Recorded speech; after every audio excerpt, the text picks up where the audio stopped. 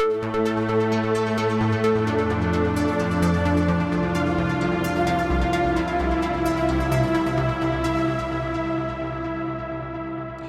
and welcome to the Sensibly Speaking podcast. This is Chris Shelton, the critical thinker at large, coming at you for another hour of podcasting greatness on iTunes, Stitcher, Google Play, and with video here on YouTube. And you can probably find my podcast crawling around on other platforms. I heard it's on iHeartRadio and other places like that now too. So this week we're going to take a little turn left, right, whatever. We're not talking Scientology stuff at all. We're not talking cult stuff at all. But then again, maybe we are. I have joining me as a guest this week somebody I'm very, very happy to have on board. His name is Dr. James Lindsay, and he is a person who holds degrees in physics and mathematics. He is not actually in academia, so I'm not introducing him as a professor or something like that. He's kind of an independent operator, and we're going to talk a little bit about that and what he's been operating, the fields that he's been operating and researching and writing about. He's the author of 5 books, and a 6th one is on its way. He has written ... Infinity plus God equals folly. He has written a book called Life in the Light of Death, and Everybody is Wrong About God, which is pretty cool. And his 6th one is called Cynical Theories, which is on its way later this year. He lives out in Tennessee, and James, or I should say Jim, welcome to the show first off. Hi. Thanks for having me. Great Awesome. Introduction. Yes, I was a little extended length there. You are also known, sort of famously. In fact, you and Peter Boghossian, who's been a guest on this podcast also, and Helen Pluckrose. You guys teamed up in back in summer 2017. We're publishing a whole bunch of faux academic papers. That's true. Yep. That's true. And to give credit where credit's due, my forthcoming book, Cynical Theories, is co-authored with Helen. And my 5th book previously is How to Have Impossible Conversations, and that was co-authored with Peter. So we're all working together in various capacities still. Perfect. Awesome. And all of you are quite impressive. I've interacted with Helen on Twitter a little bit, invited her on the podcast, but she's like, no, I'm not the public face of this thing, and that's fine. You know, Helen's pretty cool. Now, you guys, let me just, so for those of you guys out there who don't have any idea what I'm talking about right now, this was kind of a nuclear bomb in the academia world. And what happened was there are, and we're going to talk in some detail about this, so I'm just going to kind of give a real quick summary here of, there are academic papers that we could call controversial. We could also call them silly. We could also call them baseless. And they are certainly not scientific. And so looking at this problem, and this is apparently a rather large problem in academia, these 3 decided that one way to tackle it would be to highlight or show how ridiculous these papers are by writing their own. And really, exaggerating just how nonsensical some of this stuff can get. And they actually did submit the papers to professional academic journals, not just puff piece places, but real places that are supposed to be considered in the world of academia as this is gold standard stuff. And they got these faux papers published, and they were, okay, and they even got awards for these. There was one that was published in this is peer-reviewed journals, for writing a paper suggesting men should be put on leashes to train them like dogs, after they had said in their paper that they had surveyed, they didn't actually do this, but they said they had surveyed 10,000 dogs' genitalia, and compared that to their male owner's sexuality, and therefore came to this conclusion that men should be trained like dogs. Pretty impressive stuff. All right, but you also wrote something that I found fascinating. I wanted to ask you about this first. My viewers know that I come from a Scientology background, coming out into the world back in 2012, 2013, when I first got out of Scientology was rough. And acclimating to the big wide world was rough. Scientology skews pretty conservative. I took a liberal stance coming out of Scientology, learning about how The homophobia of Scientology is really not a great thing, because it's off the rails, right? The anti-psychology, psychiatry stance of Scientology, pretty nuts. So I addressed those topics first, and in doing that, I ran into this whole thing that was a flutter all over YouTube at the time, which was SJWs, Social Justice Warriors. And I'm bringing this up as a first thing to talk about because you've written a paper, which I've read, which I was quite impressed with, basically breaking down how SJWs operate, that culture of that operates as a kind of a religion. Yes. Could you explain where you're coming from with that? There's a lot of angles. I mean, the Yeah. piece you're talking about is in Aereo magazine. I published it literally right before Christmas, 2018, and it's close to or over 15,000 words. So, you know, it's something bigger than a pamphlet, but smaller than a book. Yes, it was a read. It would be considered a novella if it was fiction. It's quite long and quite detailed, and I try to come at the question from a very wide variety of angles. One of which is, as you mentioned, I wrote a book called Everybody's Wrong About God, which was kind of on one level, a sociological survey of the way that various moral communities operate. That was a term I learned reading Jonathan Haidt, his moral psychology, and he drew it from Emil Durkheim. So that'd be a very Durkheimian view. Like, okay, so let's look at a religion as a social object, is something that sociologists would be interested in studying, and let's try to understand what collection of behaviors and patterns of interaction qualify something as being religious and not religious.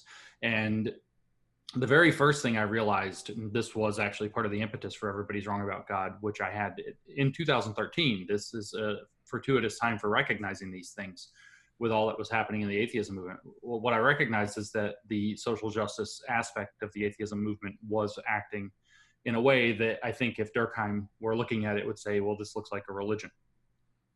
And so that book actually details that argument, among other things. And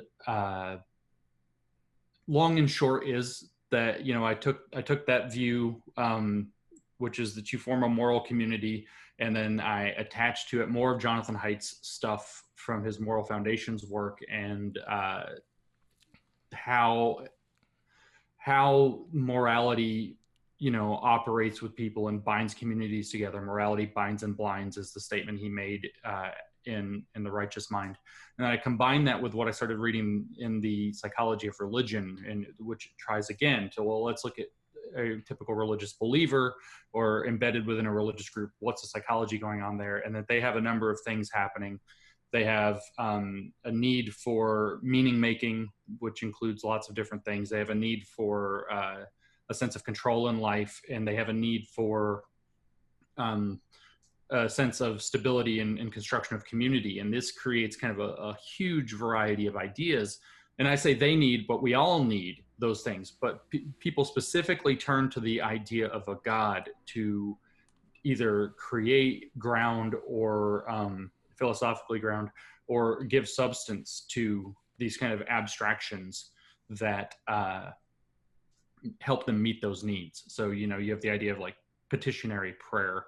So you pray to God, and God's gonna, you know, your mom gets cancer and you pray for your mom. Everybody pray for mom. Oh, what's going on there is you're tapping into that need for control in an uncontrollable situation. And so you can, these patterns all kind of fit in the social justice context as well. They don't pray, you know, petitionary prayer, but they are doing things like trying to gain control over the way that issues of social justice play out in society. And they engage in hashtag campaigns and shouting people down, heckler's veto that's called sometimes, or they engage in a cancel culture to try to wash out views that they feel contribute to an out of control bigotry system that needs to be stopped. And so there's a lot of parallels on the psychological level, a lot of parallels on the sociological level. And then over the next couple of years, so that would have been 13, 14, 15 doing that, I started looking more in terms of kind of, well, what's the difference? You know, do they have a mythology? Religions always have some kind of a mythological core to them. And so I discovered the philosopher Kolakowski, and I started reading his what is something of myth is his book. I forget, The Presence of Myth, something like that. And so I start reading him, and I'm like, okay, the systemic bigotry thing, whether that's real or not to any degree, is immaterial. The way that this is being presented works in the same way that he's describing what's called a mythological core. So I come at it from that perspective as well. And then there's the organizational structure that starts to develop. And in that long essay, I also taught, you know, organized religions are organized. I actually say there that the social justice thing is a disorganized religion. I would actually argue maybe that it's somewhere in between, maybe quasi-organized if we want to add lots of syllables and lose all of the audience. But that's all of those elements kind of come together to where this thing operates in a very kind of religious way. And the parallels specifically to what is known in theological circles as an Augustinian construct, an Augustinian theology, are really profound. What's really interesting is I had that confirmed for me after the fact. I've been saying that for a little while. It's, you know, what's that mean? It's based off of this idea of an original sin that you have to atone for, and a lot of confession type behavior. What was Augustine's book, you know, most famous work called Confessions? A lot of that sort of thing is necessary in order to get that atonement, blah, blah, blah, to reckon with spiritual life, to do a constant long-term inner struggle, ongoing lifelong inner struggle of spiritual value. And so I was talking about it being an Augustinian construct, and this led some people in the Southern Baptist Convention to reach out to me and say, you know, that's how we describe it too. That this thing, that's they are using an Augustinian construct, and then they say, well, that's what we see from there too.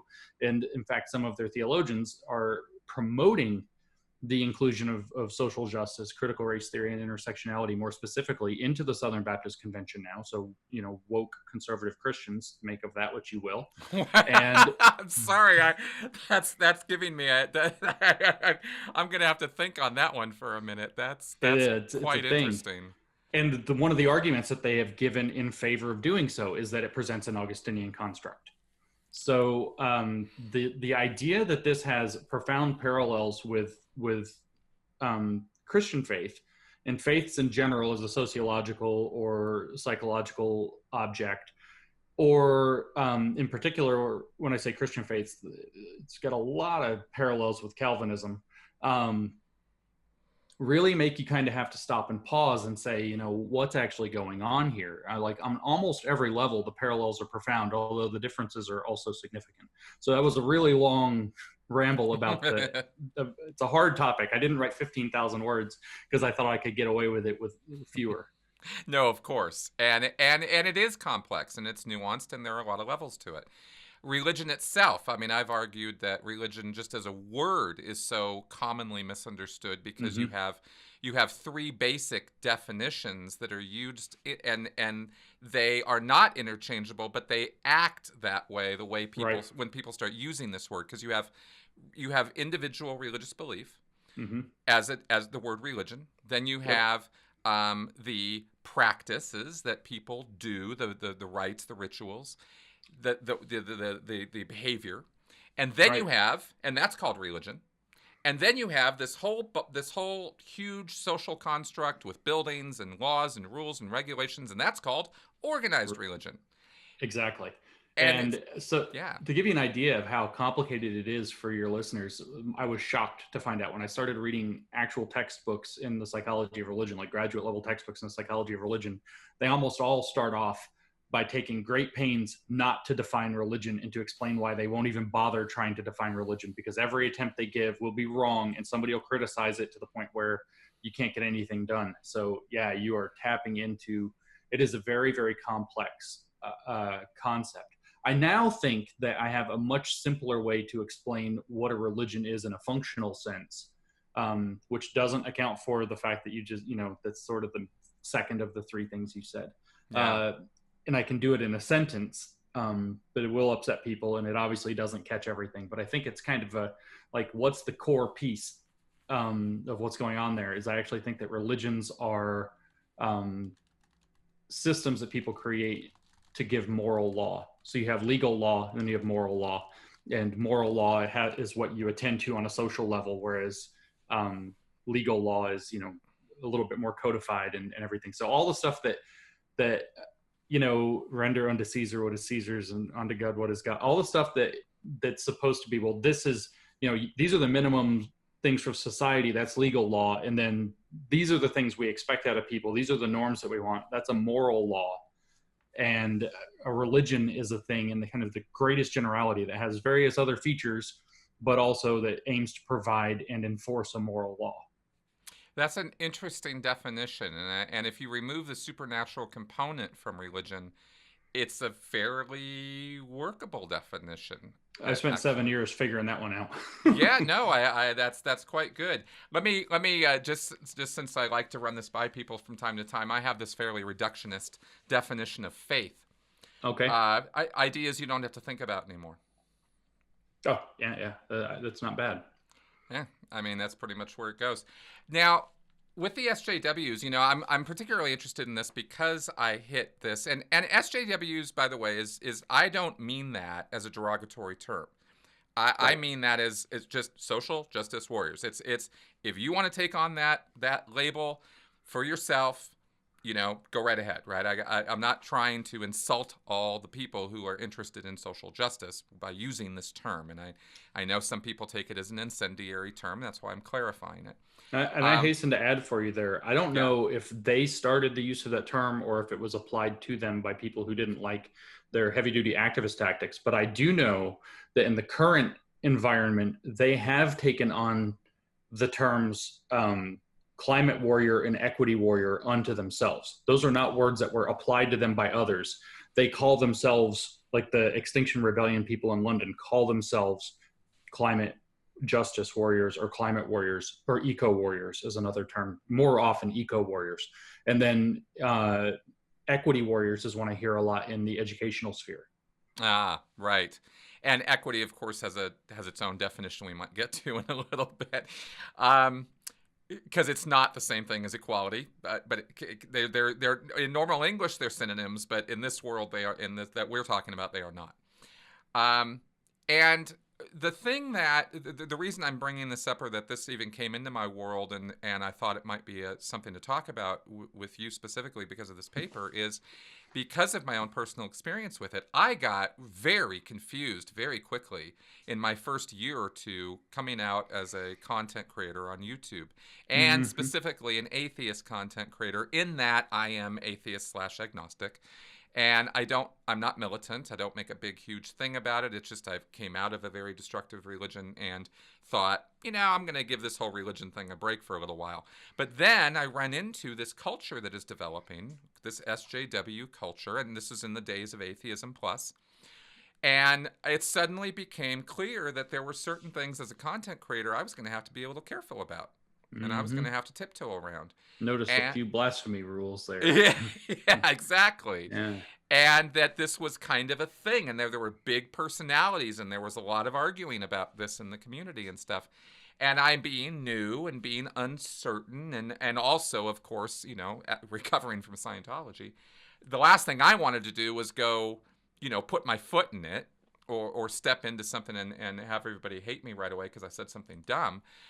But at the same time, as time passed, I started becoming a bit more uncomfortable with this because it became clear to me that the value system, equality, civil rights, human rights, I am gung-ho about those things. I am all about human rights.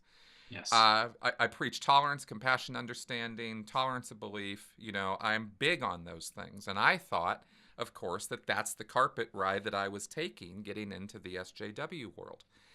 And then find out, maybe not so much, because I'm finding out that this is now it's sort of a censorship culture. And I don't like that. I don't like censorship. I don't like people telling me what I can and can't say, or that they're going to cancel me or this kind of thing. And so I pulled way back from it. And I just went, okay, we're gonna not talk about these things now. And yes, some of them are very relevant, and some of them even are directly connected with stuff I've been concerned about or talking about coming out of Scientology, because of course I'm all about cults. and cult comes from culture, and these things are all tied in with one another, right? So that's why we're talking today. So having said all that, Yeah. right? You Wow, write you're it, in an interesting position, I right? have to say, because it's like while you were just saying that, I thought, wow, it's so interesting to be able to talk to somebody who emerged into the atheism movement after Atheism Plus really started to take a hold. For those of us who are around before that, it's, we have obviously a different perspective, but to have just kind of jumped into this and that's what's happening, that's really fascinating. And then the fact that you come to this from a position where, Scientology is going to give you a really, really interesting look at, wait a minute, what's going on here? Really fascinating. I'm excited to get to talk to you about this. Awesome. Well, I am excited to talk about it because I see structures here that obviously parallel earlier times in my life, right? Yeah. But as you mentioned, quasi-organized. I mean, this is a bunch of disparate people with a bunch of very, very different ideas. Except they seem to be united in anger. They are. They're something like anger and envy and grievance, which is why we ended up calling it grievance studies for the papers that we wrote. And it's almost like taking the 7 deadly sins and like flipping them over or whatever. And it's like the 7 deadly virtues or something. And it's like they flipped them over. Compassion, forgiveness, like those things are not okay. Forgiveness in particular, not okay. Big time. I have actually gotten into it. This is not it connected. I'm not tying these two things together and saying they're exactly the same. But I got into it hardcore with some Antifa folk. Oh, yeah. Because I started pushing Daryl Davis, who's a black man who was deconverted KKK members to the tune of like 200 of these guys. I mean, he's very serious about what he does, and he's good at it. He sent me a note the other day, and my jaw hit the table. I was like, what? He's like, thank you for what you're doing. I love your work. I'm a big fan. And I'm like, I'm a big fan. Ah! Wow, that's awesome. I was like, oh, wow. He's like, thank you for supporting me with, because I bring him up. He's great. I've mentioned in How to Have Impossible Conversations is like we even say it's like people say, oh, I could never talk to a racist. And it's like, bull crap. If Daryl Davis can deconvert Klan members, you can sit down and talk to somebody who, maybe has some white privilege things going on that they're not thinking about. You can actually have a conversation. Exactly my point. And that's exactly where I was trying to go with the Antifa guys. Now, this was on Twitter. Well, they hate him. Oh, they do. And this is what I found out. And I'm like, okay, so you guys are pushing back against racist, KKK, Nazis. You want to go out and do something effective to stop these people. Well, guess what? Here's a guy who's actually doing it. Guess what? He's also got black skin, and he's still doing it. Like, there's something to be learned here. This is amazing. Why don't you guys try following some example from this? I mean, if you really want to do away with this, and this is, of course, where I learned the hard way, right? Because then I got attacked and attacked and attacked and attacked. I mean, it went on for 3 days, on Twitter. Yeah. And I'm like, okay, well, Twitter, big deal. I don't really care about Twitter attacks, but I just found it so interesting that it just came in a wave. I've never been attacked by Scientology the way I was attacked by Antifa. And I just thought, okay, these are people who really are just looking for an excuse. Maybe this is fundamental attribution error on my part, that I'm just assigning this to them now. But it seemed pretty clear to me that just going and getting into it with neo-Nazis is what these guys really wanted to do. They wanted to go mix it up with some baseball bats and some bricks. And I thought, okay, there's, as I have contemplated that maybe there are some psychotics and some sociopaths who just align themselves with terrorist groups or KKK groups because they're just looking for an excuse for violence. Mm-hmm. Why could the same not be true for the Antifa guys as well, right? Mm-hmm, so run into this stuff, and so it's very hypocritical. I see it. Yeah, and I think that's part of this picture, because and this is where I got super, super, super confused as somebody who truly cares about human rights, cares about compassion, cares about people getting along in the world. That's all I really want, is I want people getting along. Right. And now I'm being told I'm not doing it right. Mm-hmm. And now I'm being told that my skin color is a problem, and that my gender is a problem, and that The fact that I'm a straight white male is a problem. And I'm like, why are these things problems to my intent to make the world a better place? And after that, I couldn't think with it anymore. And that was why your paper started making more sense to me. And Oh, I could wow. relate it to my cult experience, because I went, these guys are saying one thing, but they're kind of doing something else. And if you're walking the walk, if you're talking the talk and walking the walk, I got no argument with you. Mm-hmm. But that's not what's going on with all of these folks, and I'm concerned about that, to say the least. It's just about treating people with respect. And Right. yeah, that's definitely what you're demonstrating here. It's a thing. It is a big problem and that's kind of like been my theme for like the last I don't know, whatever, October, 4 or 5 months now. September and October I started hitting on it. It's like, it's the thing that, if you want to call it social justice or whatever, it's like, you can imagine it's like a package in a box you bought at the store, right? And you got the nice picture on the box, and you're excited to get it, infomercial on TV or whatever. Then you open the box, and what's inside is not what's on the picture on the outside. It's like gremlins are coming out of the box all of a sudden. It is, and there's a lot of, I mean, I don't want to get deep with it immediately, but there's a lot of deep reasons for that, and a lot of them have to do with the fact that they are redefining our language. Exactly. They are using the words in I will use this phrase at my peril. They are using the words in a cult specific way, but they're words that everybody thinks mean something else. And they are intentionally playing on that double meaning problem, to where they know that the average person is going to hear racism, as this. And I know they know this because I've read their books, and they say they know this. Robin DiAngelo, for example, very, very famous for her book, White Fragility. In the book, White Fragility, explicitly says, well, if I call you a racist, you're going to think that that's the worst of all possible things. Oh my gosh, you're going to freak out and blah, blah, blah. And if I don't mean it that way, I mean, she even says, I don't mean it the way that you're thinking. I mean it in a very specific other way. And so if that's you, she says, go ahead, take a deep breath, breathe, relax. That's not what I mean. And now I mean it in this very specific way. And then all through the whole thing, it's white people complicit in racism, white people complicit in racism, white people. They know that they're using a very particular, specialized, as I said, cult specific usage of the word, say racist, but this applies to maybe 300 or more words at least. They know they're using a very, very specific meaning of that word. And then they are happy to let the impact of the more common parlance meaning do the work for them. It's exactly. very dirty. And we talked about it, and it comes in different forms. Like there's one where the word racism itself is used in two ways. Then there's what we talked about a moment ago with equity and equality.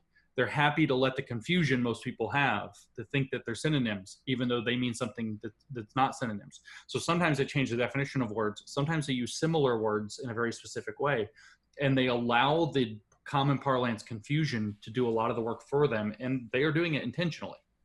Exactly. It's a form of doublespeak. It's also a cult characteristic. For anybody who's watched my channel for any length of time, you guys know this. It's called loaded language, right? You specialize the language, you redefine the terms. This is nothing specific only to the SJW community. This goes on in tons and tons of groups out there.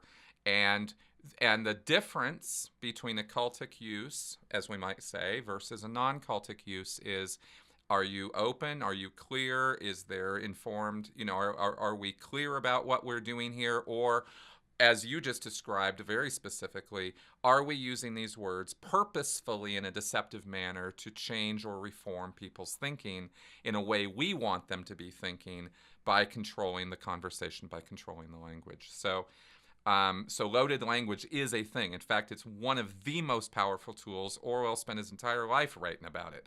It's important stuff, Let's step back a second, because I want to trace this back to some roots, and that does go to academia. And first, I want to talk about academia a little bit.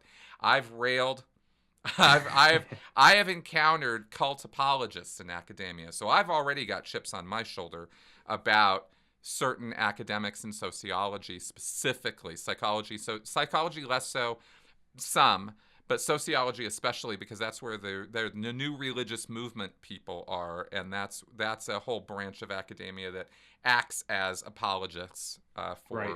destructive cults. You kind of skipped out of academia. You are degreed. You are even, you're a doctor, and yet Yes. you haven't been involved in academia since 2010. Can we talk a little bit about what prompted that? I mean, it's boring. There's no drama to it. It was just one of those it's one of those everyday family deals. I was pulled one direction to continue my career in academia and pulled another direction to do the right thing for the family and not drag them through stuff that would have been disruptive to that. And so I chose family over career. It's not a dramatic story. There were issues in academia at the time. I, being in mathematics, was mostly not aware of the ones that are relevant to this. I was aware of the ones being in a conservative state where the state government was, messing around with education budgets and cutting them back and restricting them and things like that. But I was not, tapped into certainly anything in mathematics. We were definitely not talking about anything to do with postmodernism. People ask me all the time, "Oh, you went to University of Tennessee. Do you know so and so?" And I sit there blankly and I say, "Is that person in the math department?" Because that's literally how it works. I knew, I think, 3 physics professors, and that's about as close to math as you can get. And maybe, 2 other professors that I had met in other walks of life that happened to also be, and I knew nobody outside of math. And we would have just looked down at this postmodernism stuff and laughed and said that's stuff that happens in the humanities, and probably been elitist like most science STEM type people can be, and say, I'm not even sure that stuff belongs here. It's not, it's like not real academia.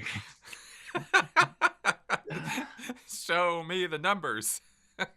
I mean, seriously, I just read a thing on Twitter. I'm almost positive guessing that it comes from the 90s.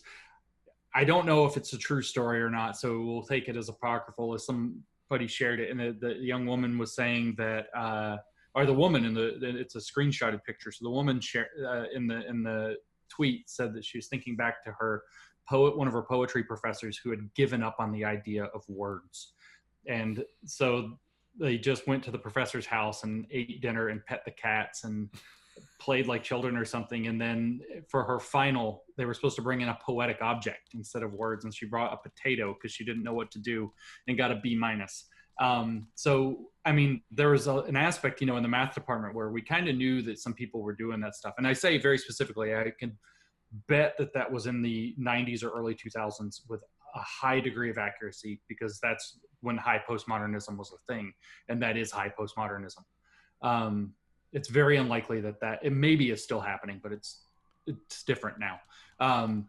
But in math, we certainly would not have known about that and would have just scoffed at the entire existence of a program that could allow that. Totally. There's that thing, XKCD comic that came out a long time ago, where it was like, not rigor, but it was like, basically, in a sense, the implied point is how snobbish they are about being better than other academic fields. And it's like, they got them all lined up in a row, like real close together, of like sociology, psychology, biology, chemistry, a little bit bigger of a jump, physics. And then it's like way over here, mathematicians. Hey, you guys. Right. But, fortunately, there's no bias there. It's a completely objective view. Well, I mean, every department does it. So it's like the physicists do the same thing and explain why they're better than the stupid mathematicians who don't even care about reality. Exactly. And we don't. So. And then all the people in the humanities are like, hello, it starts with human. Of course we're the most important. Yep. So I didn't leave for some dramatic reason, though. I just left because of for family obligations. Fair enough. I don't have a cool story. I did say on Rogan that I saw the writing on the wall. A lot of the writing on the wall at the time that I was seeing was that the university was getting bogged down in a lot of political stuff that, like, not just like the state politics stuff, but the growth of the administrative bloat, the rapid expansion of college tuitions, the fact that the publisher parish culture was, really drilling people into doing different kinds of research and different focuses. It was already, a significant problem by 2010, all of those things. Watching, the university just jack up tuition another whatever X percent every year while they're building a like $13 million athletic center on campus to attract more students because it has like a bowling alley and an archery range in it or something. And it's just like, this has nothing to do with academics and, the administrative thing. So I saw that writing on the wall. When I said that on Rogan, that's what I meant, but I can understand why it would have come across that I was talking about the social justice writing on the wall. Yeah, you saw the bigger problems. I saw, so I think I say this a lot. I think it's hard to paint yourself into a corner. It happens a lot, but it's kind of difficult to properly paint yourself into a corner. And somehow the university has gone, this is a math thing because it's like multidimensional. They've somehow painted themselves into about 4 or 5 at once, which is really a feat. They've got this tuition thing. They've got the administrative bloat thing. They've got the social justice and that's own administrative apparatus thing. They got the student services focus, running the university like a business. They've really concentrated 4 or 5 problems that I don't know how they're going to, I hope they fix them. I don't know how they're going to fix them because they're all kind of tied together, but they're really painted into some corners right now. And I saw the not social justice ones primarily in 2009-10. And, there was weird stuff going on. There were protests on campus that were starting up, but I just ignored them. Right. Well, let's tackle a couple of these things that have come up, because one of them that seems to be very prevalent, certainly in the discussion sphere, postmodernism. Mm-hmm. Now I know that this is a term that is harder to define than religion. Correct. It's so I'm not looking for some straight up definition or something. But what is we talk about power structures, we talk about power dynamics, we talk about imbalances of power. Everything in society somehow has to come down to this kind of modeling. And here's how, let me start off first by saying that I personally have come to learn recently, and I don't put myself on some dais because of this, I'm just saying I think it's important, that when you're looking at the world, you're looking at a chaos of motion and random particles and things moving around and people and intentions and motivations. When you're looking at a society, you're looking at chaos. You're looking at a lot of crazy stuff that's very random. And Mm-hmm. And it's like an ocean and all these particles, and it's kind of moving along through time and space. So we as human beings look at this and frame it. Mm-hmm. We frame it. We have a perspective, and we put a frame on a thing, and we go, this is how this picture of reality makes sense to me. Mm-hmm. And I think a lot of us lose the plot because we don't realize that's what we're doing. And we think that our framings are somehow a measure of objective reality, are somehow a mirror into how things really are, quote unquote. And they're not. They're not even remotely that. They're just how we are seeing things at this time in this place. That all being said, I think postmodernism is a way of framing reality, and I think it's a little bit of a goofy one. But let's go ahead and talk about what it is, and then maybe the audience can come to their conclusions about it. So what is it? Where did it come from? So part of what you just said is actually a very postmodern view. The idea, so we can actually go right off of what you were saying. Oh, cool. The idea that we are framing our understanding of reality, and that we can mistake our framing for an accurate description of reality. And more importantly, if we want to make it very specifically postmodern, that we can fail to realize that our framing of reality is contingent upon not just who we are as individuals, but also the cultural milieu that we're embedded in historically and geographically. So, I didn't realize I was a postmodernist. Yeah, most of us are now. Or we've taken some of it on. I don't know where I can. I just said all that, but I didn't say it quoting a text or something. I was like, oh, he's sending me down a primrose path. I know what's going on here. No, so because I do actually, to a point, I agree with a lot of that point of view. So what I would say is that the postmodern framing is, and you are right, it is a framing that tries to pretend it's not a framing. It is a framing that takes that view to an absurd extreme. Right. rather than recognizing the kernels of truth that are there and then figuring out what to do with them in a responsible manner, it becomes kind of cynical and throws its hands up and says, well, knowledge is impossible. Knowledge is just a construct of the culture that claims to say this is what we know and this is what we don't know. And so because cultures are, and this is the other half of it, inherently political in nature, politics are baked into knowledge. That would be essentially Michel Foucault in a sentence. Politics are baked into knowledge. And in fact, he said that power and knowledge, or politics and knowledge, therefore, are the same thing. The power and knowledge. It's one object looked at from two different angles. Okay, so I'm going to distance myself from that right now, because I am eschewing any sort of postmodern label right now, because that's crazy talk. So that's one. So again, this gets complicated because the roots of it are pretty deep and they come in different angles. So Michel Foucault was very concerned with the role of power and how power and politics are intertwined with knowledge. Then you had Jacques Derrida. Jacques Derrida was very interested in how language is essentially the language is also built out of power relations that are tucked in between words. For example, and that's just one part of Derrida. I don't want to oversimplify Derrida. I had a lot of ideas, but one part of his ideas would be like that there's a relationship between the words man and woman that inherently privileges one over the other. So words tend to appear in hierarchical pairs. And so he had this really deep look at language, but he also, and it's very important to, and it gets ugly, I'm sorry. It's very important to point out that these guys were what are now called, although they rejected it, post-structuralists, who had derived their thoughts and then kind of rebelled against the thoughts of the structuralist movement. So that started with this, with Levi-Strauss. Structuralism is more or less completely discredited, but Althusser was a contemporary and colleague of Derrida and was Foucault's PhD advisor, and he was a structuralist. So these guys believe that the way structuralism works is that there's a structure to society, mostly that is reflected in this back and forth, kind of reflexively reflected in the structure of language, and that defines how a society thinks and what it is and how it develops. And so these guys were kind of like, well, let's look at those structures and then criticize how power is unjustly manifesting in them. And so the society side is Foucault and the language side is Derrida. That's an oversimplification. You had these other guys, Baudrillard, for example, Jean Baudrillard, who was very concerned that everything is fake. Everything's a consumer product, a replica of a replica of a replica of a mass production. TV shows that are staged, blah, blah, everything's fake. Everything's fake. So he called these things simulations and simulacra.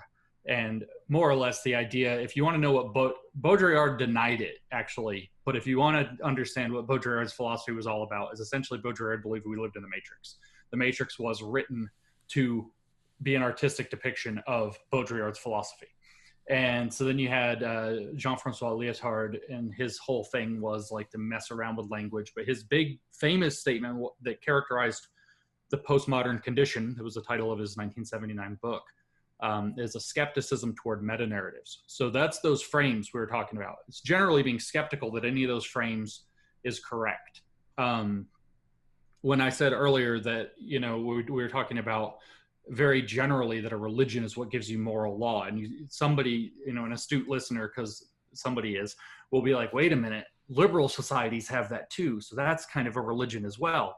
And so what you think what Lyotard was basically saying is that we should be skeptical of all such things and abandon the quest for these big unifying narratives and go back to local mini narratives, like basically epistemological tribalism or something. And so you had this huge kind of like cynical, skeptical view of the world. As for where it came from, well, we're looking at the collapse of colonialism, we're looking at the failure of, or we're looking at the Great World Wars, we're looking at the failure of Marxism. These guys are all post-communist. They literally do fall into a school of thought called post-Marxism, which believe that Marxism didn't work.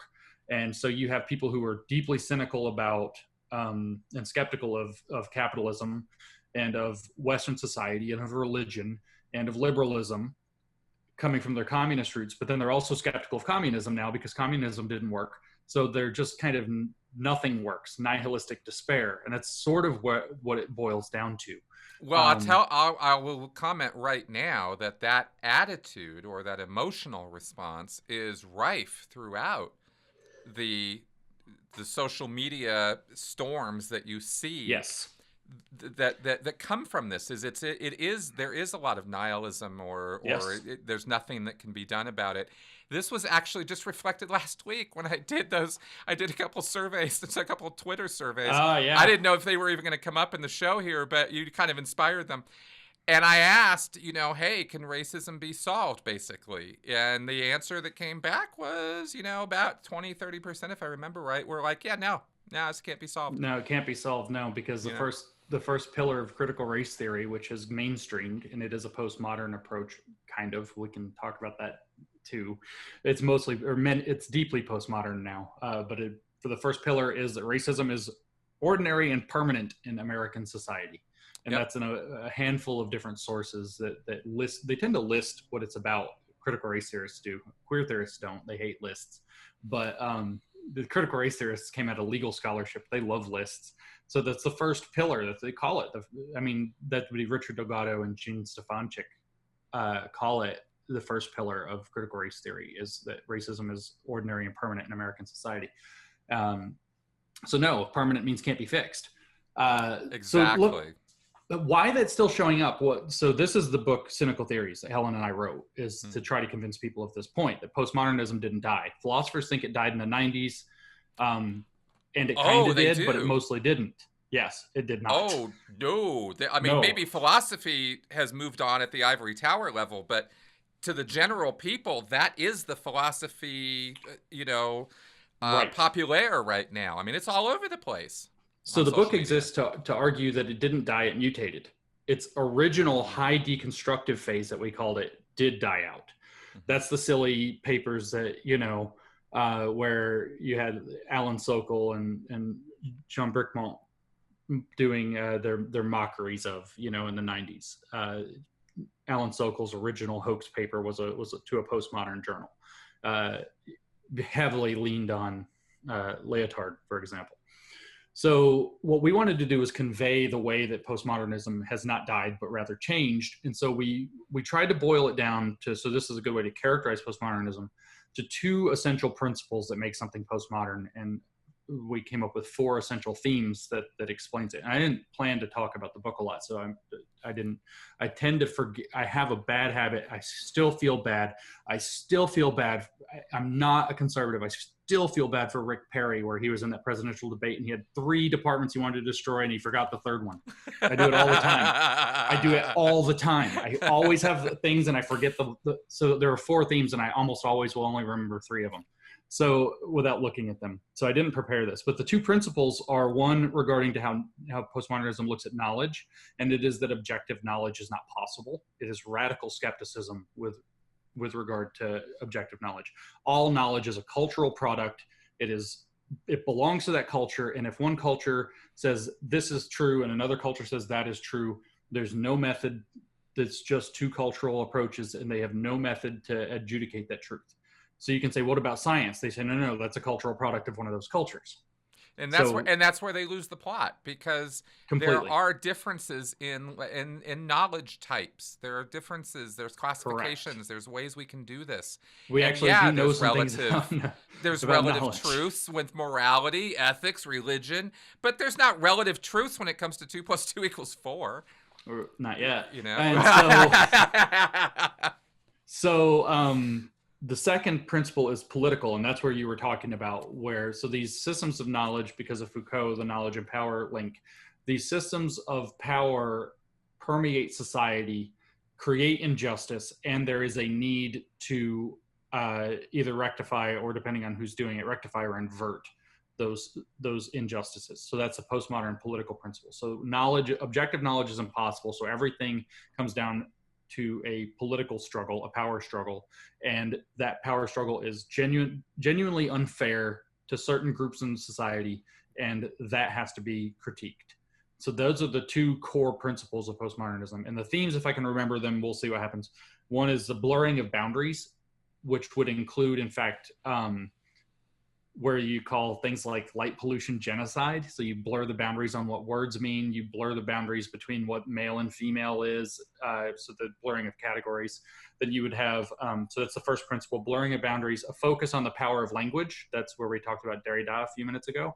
The idea that language shapes reality, shapes social reality, but because everything's a cultural product, therefore also material reality, or the only thing that we can know about material reality. So focus on, that's why you see people so obsessed about using politically correct language or changing the terminology, and problem solved. You know, there's like almost a joke. I'm trying to think of the example I saw in education a couple of months ago where they decided, you know, such and such problem was happening. Well, we'll just change the word so that nobody's offended by it. And it's like, that's their solution. Like, it's just going to fix the problem. Well, it's a very almost an Orwellian solution in that if you remove the word from the language, it's not exactly what they're pushing, but it goes in this direction of, if you remove the word from the language, you remove the concept from people's abilities to think of that anymore, and therefore you're controlling populations. There's an element to that. They actually, and they think that language socializes people in, you know, the way we use language, the way that we talk about things, they call those discourses, the way things are allowed to be talked about legitimately, define how people think and understand things. And so if you change the discourses, you change society, because you change how people are socialized. And so there is that element to it there. That really is. It's also because they are ultimately deeply structuralist in their orientation and believe that the society is created out of the language, and that meaning is, as Derrida's point was, that language, or that meaning is infinitely deferred in language. Words only exist in relationship to other words. The example usually given is the word dog, that you cannot say dog, look at a dog and understand dog. You have to understand, you know, how a dog is not a cat, not a wall, not a pillow, not a window, not the floor. You have to understand how dog relates to all the other words as well in order to understand what dog means.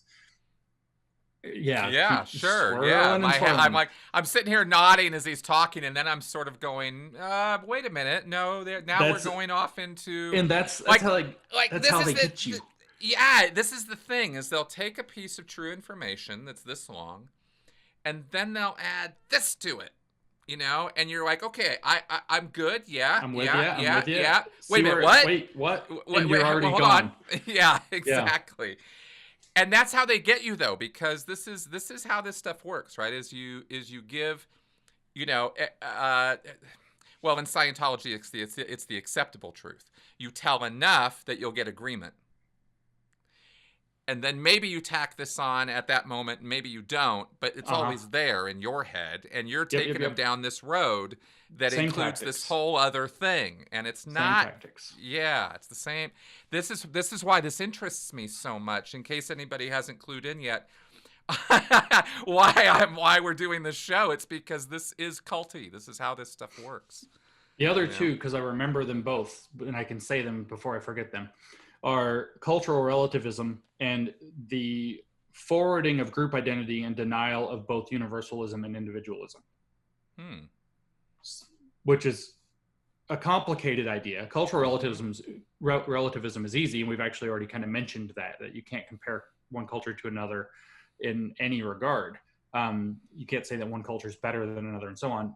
And that applies even to systems of knowledge, which is because of the postmodern approach to these things. Knowledge is a cultural product, therefore no one can judge from one to another.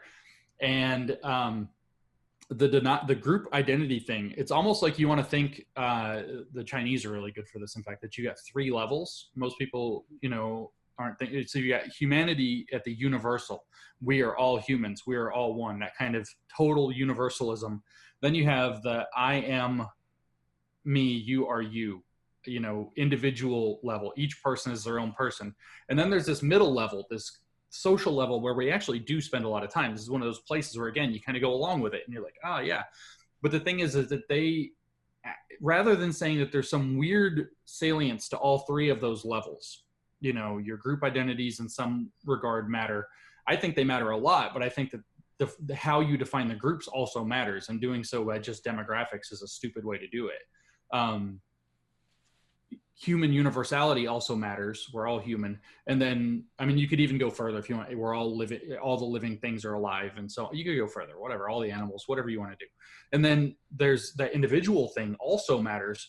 But what they're trying, they actually say that universalism and individualism are ideologies created by the dominant to keep people from realizing their group identity. Because if they realize their group identity, then they would want to do group identity politics for their own interests. And so they're trying to like get the whole, they're trying to put everything in that middle layer and ignore the universal and individual layers completely. Yeah, this is definitely agenda driven. I mean, it seems pretty clear at this point that this is cart before the horse kind of thinking. And that's where, and we'll get to the intellectual dishonesty of this, because we already had one spoiler of the language aspect of this. And that's kind of the other spoiler, right? As this is going in this direction. Let me ask you something about academia. Let me pull back for a second, because there's this wall between the general public and academia, and a lot of this problem that we're sitting here talking about, that you guys expose, that people hear about. They hear about it in this distant sort of way. It's something going on in these ivory towers. Intellectuals arguing with intellectuals. Who cares, right? Mm-hmm. And they, of course, we're presenting the problem here that no, this is filtering down to the common people, and they are taking these ideas and running with them without even really recognizing what they're doing. But this speaks to a different problem, and maybe a longer term one, and maybe it's status, maybe it's social hierarchies, I don't know. But the language of academia is such a barrier for people. And you're not in academia, so I wanted to ask you from a critical point of view, like, what's up with that? Is it all about status making? Or because you think, okay, we're going to use an exact word to get an exact concept across, yes, but that's not what this is about. No. So there's a lot going on here. Let's try to do it quick. Yeah. There is a degree where you are just trying to be very accurate. And I think you're going to see that typically in the sciences. It was certainly true in mathematics. Like the hard sciences. Yes. There's a high premium put on very clear writing, but very specialized terminology. I mean, mathematics is famous for the symbols nobody can even read. Right. It's just an economy to writing with them. They're very helpful. I am a huge proponent of them, but it is a barrier to entry. And so there is a specialized terminology thing. Now, when you get to the humanities, it's a different ballgame, and even maybe the social sciences, because you don't have that. And if you read C.P. Snow wrote a book called The Two Cultures in the 1950s, and he started talking about how the humanities philosophical culture was trying to emulate that high precision of the sciences, of the what we would now call the STEM fields. And so there was a premium there. And plus, when you look at postmodernism, for example, now there's one more thread. The fashion in France at the time was to write these very long, complicated, difficult sentences, and it was a status-bearing way to show how smart you were. Of course, it's worth bringing up at this point that the reason nobody can spell any word in French is because the French designed the written French language to be hard to spell so that the commoners would not be able to spell it, wouldn't be able to write. That was also intentional. When we look at this stuff also, though, it's not purely postmodern. It's also got an element that derives from critical theory. And critical theory came from what's called the Frankfurt School, the Institute for Social Research, that was founded in Frankfurt in Germany, moved to New York City. It moved somewhere else in between, and I forget where, briefly, because of the World Wars. Founded by Georg Lukács, and then eventually you had Max Horkheimer, Walter Benjamin, and Theodor Adorno. That's kind of the first big guard there. They actually openly explained that they were criticized for using very impenetrable language for their criticism.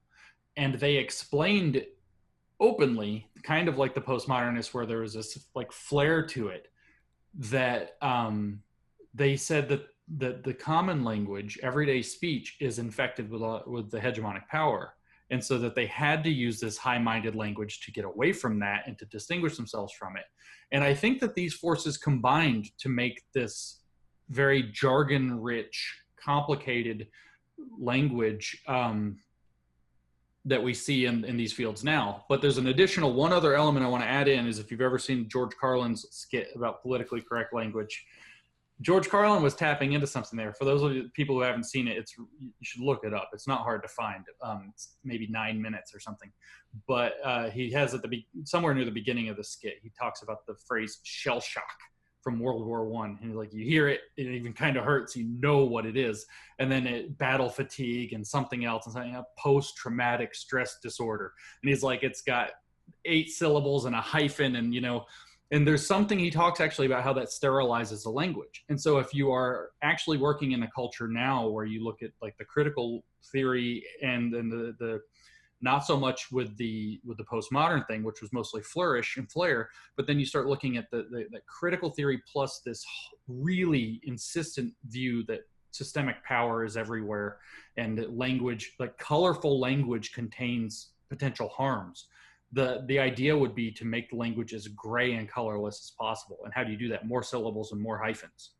So you can't talk about willful ignorance, which is its own concept. And they do talk about it, by the way, on like every page that they write.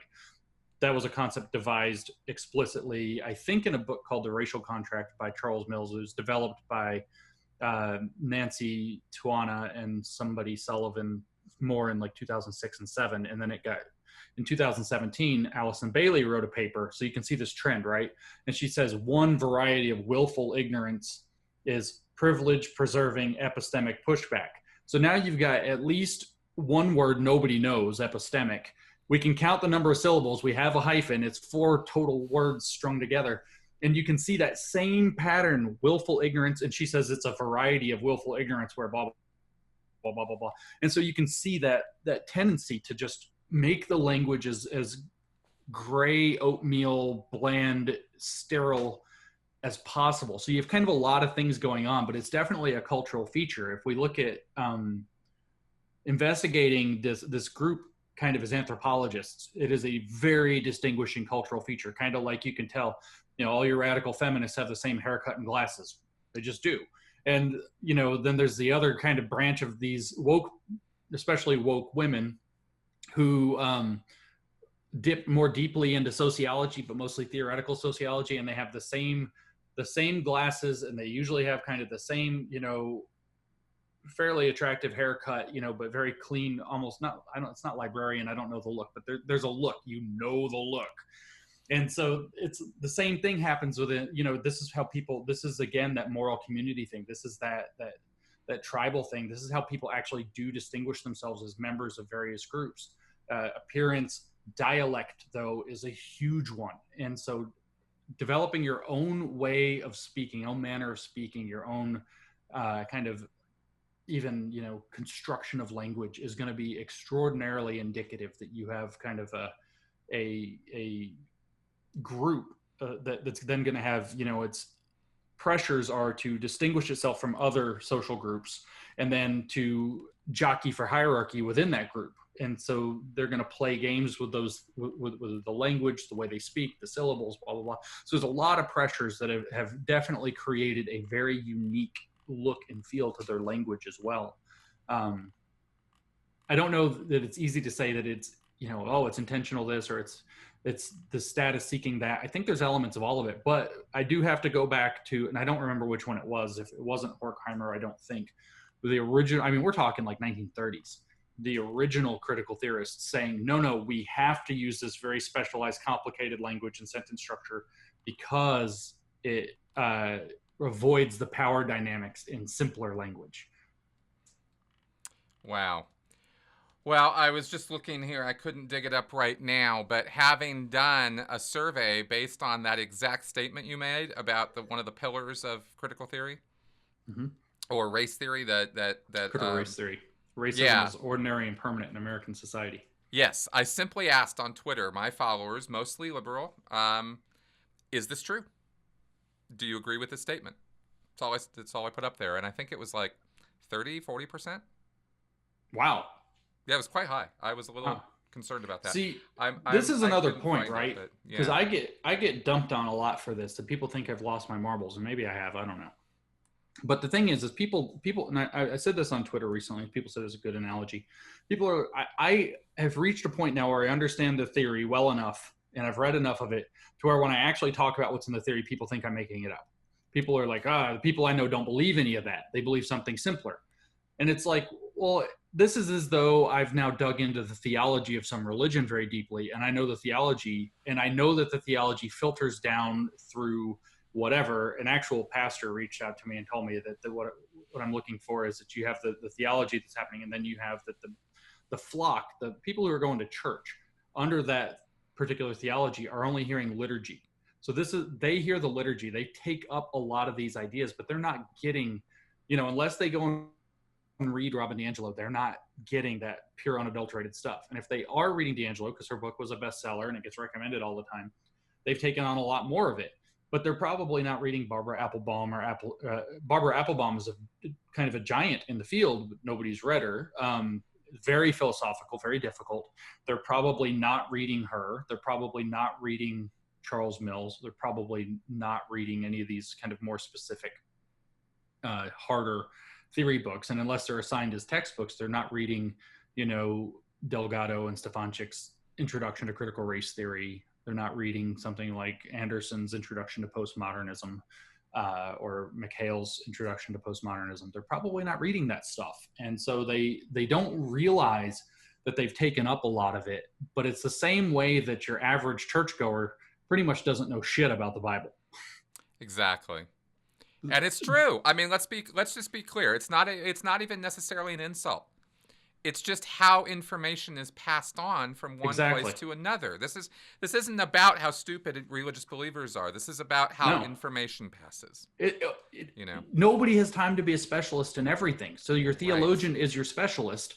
Your theologian passes it down in whatever form. Then you have the next level. I don't want to cheapen it and say, well, your pastor's the middleman. But in a sense, that's the pastor's job, is to take it, to be able to take in what the theologian is writing, understand it pretty well, and more importantly, communicate, maybe even understand it totally, and then communicate its essence to a lay pastor, I can't think of the word, the lay church. The flock, the lay church, who is then going to take what they take from it. Maybe they're going to go read some of it on their own, maybe they're not. And so they don't know maybe the ransom. They don't know all of the theology built into, say, the ransom theory of atonement of sin, of original sin. But if they're belonging to a church, and most don't belong to that church, that tradition anymore, but if they belong to a church whose theologians prescribe that and whose pastors communicate that, they're going to pick up elements of it. And then when they talk about why it's important to believe in Jesus, they're going to give you some version. Some of that is going to have made it to them. And that, it's like you said, it's how information is transmitted from the specialist to the laity. And everybody pretty much outside of their own special group, their speciality is a lay person, right? I don't know what you do for a living, so if I get you wrong on this, I'm sorry. But I am a lay person with plumbing. I don't have a damn clue, but I can tell you that any given plumber that I call who didn't just start yesterday can tell me, 85 different kinds of pipe, every different kind of fitting, the kind of tape and glue, and why they work in this case and not in that case, and why that one can't get hot water on it. They know so much crap. And then they can tell me about it. And I'm like, oh yeah, well, you got to put that stuff on the threads. And, that's my version. That's what I get out of that, And so that's how knowledge transmission works to lay groups. But the theology is in the church filtering down, and the thing that the people are repeating will be some understanding, some variation on, or will be heavily colored by how that theology actually works. So on Twitter, I get a lot of crap because, I say critical race theory says blah, blah, blah. And people say, well, nobody says that. But then you do a survey and like 30, 40% of your people are like, yeah. So it's making it, more deeply than a lot of people do. Now, if you put the second pillar of critical race theory, I bet you fewer of them would agree, but you'd still get a lot. Second pillar of critical race theory is interest convergence, which is the idea that powerful groups in society, dog whistle, white people, powerful groups in society or dominant groups in society only give rights and opportunities to minoritized or oppressed groups in society when it is also in their best interest to do so. So Right. a powerful group will never give white society will never give black people more opportunities unless the white people have figured out how it's to their benefit too. That's the Right. second pillar of critical race theory. And this is empirically, historically, not true. I mean, Correct. you say that, and I immediately think of the civil rights movement. I think of women's lib. I think Oh, of, they've written books and books and books explaining how all of that was that white Right. people realized that they would look better for economic markets in Europe, or they realized that it would create greater economic success for the country itself. The whole raise all boats, well, that raises your boat too, white man. And so, you can't, Right. it's always got to be in your interest somehow. And of course, that makes it impossible for you to do anything right, because let's say that they call you to allyship or solidarity and you do exactly what they tell you, and then what do they come back with? Well, you only did that so you could position yourself as a good white person. And Right. I say good white person as though it's not a technical term. It is a technical term. There is a book called Good White People that spends something by some Shannon Sullivan or somebody Sullivan, S. Sullivan, that came out in 2018, I think. That spends like 200 pages just railing on white progressives. And then these same names I keep mentioning, Robin DiAngelo, Barbara Applebaum, Allison Bailey, page after page after page after page after page, talking about how white progressives, white liberals are the primary people who uphold racism because they pretend they're not. Wow. Mm-hmm. This let me further clarify for everybody out there. Because I tend to I feel like I sort of over-explain myself, but then I see some of the comments and I think no, I have not over-explained myself at all. So let me please over-explain again. Very, very apt analogy you just made in terms of the whole thing we just talked about with the Bible or deep religious texts that not everybody's going to go read. And even if they do, are they going to understand it at the same level as the guy who went to seminary, right, and studied it for 4 years and all this, and it's his daily bread and butter? No, they're probably not. We could call ministers or priests religious communicators in the same way that we have Neil deGrasse Tyson or Bill Nye as science communicators. People we have to have there who we expect are going to know, as communicators, something about the subject. Mm-hmm. We hope they truly understand the subject because we want them to communicate it in all its glory to us, but we want them to communicate it to us in such a way that we can understand it. Yes. And this is a necessary part of the bridge between specialist fields, ivory tower, whatever you want to call it, and the common man, right? The lay person. Yep. None of us, this is how societies are structured. We have to have things this way, or everybody has to super specialize in everything, and we don't have the great power for that. Now, that's a thing. The danger here, and the thing that we're doing this podcast for, and the reason we're highlighting this is because you can have this body of knowledge. Critical race theory, let's say. I'm just throwing it out there as sure. Whatever. That could be complete balderdash. The entire topic is just total horseshit. And people at the lower levels, the lay people are like, well, I don't care. I don't know anything about that. I don't hear anything about that. You show me quotes from that, and it's crazy. And I agree, that's crazy. But what they don't realize is how much of that is filtering down to their thinking. Right. That they're not aware, that they're not being told that's what it is. That's where it's coming from. Exactly. Under a rubric of, I just want to be a good person. Exactly. And I'll give you an example. A very generalized concept, of course. It's been rife throughout everything you've cited. White people are the bad guys, right? White men, especially, straight white male, absolute bad guy, irredeemable, original sin, really. It's their version of original sin. It is. So here's a statement. You guys said this on Joe Rogan, right? All white males are guilty until proven innocent. I'll bet you I'd get a percentage of people who would agree with that statement if I threw it up on Twitter right now. Because it's filtered down into the society from this core academic sort of field of study and philosophy that we've been talking about here. that book that I've mentioned a few times, Barbara Applebaum, the book's title is Being White, Being Good, something, white complicity, something, white ignorance. So you can look it up if you want to read it. It's horrifying. But so this thing starts off with explaining why the view of why all Germans are complicit with the crimes of the Nazis.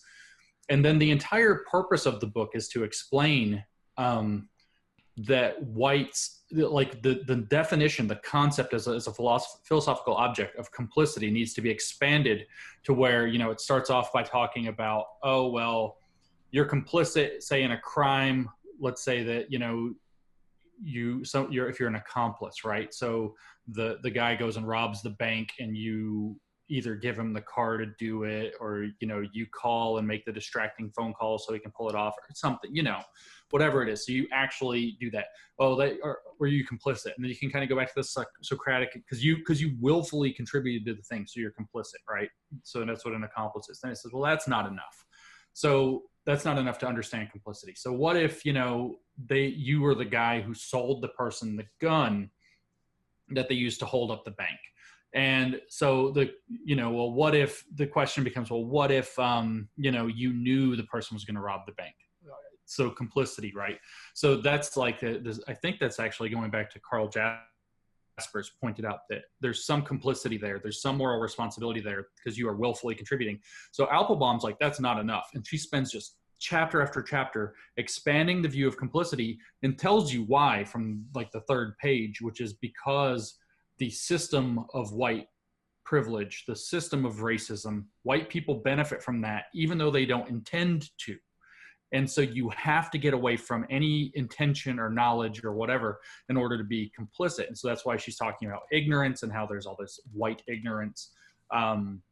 White people are ideologically bent to be ignorant of the privilege and of the system of racism, of the realities of race, because that allows them to pretend that they're not complicit in this. And so the whole book is an expansion of complicity on exactly the line that we said in Rogan in a sentence. White people are guilty because they're complicit until they're proven innocent. And how do you prove yourself innocent? They prescribe it again and again. You have to take on a program of anti-racism.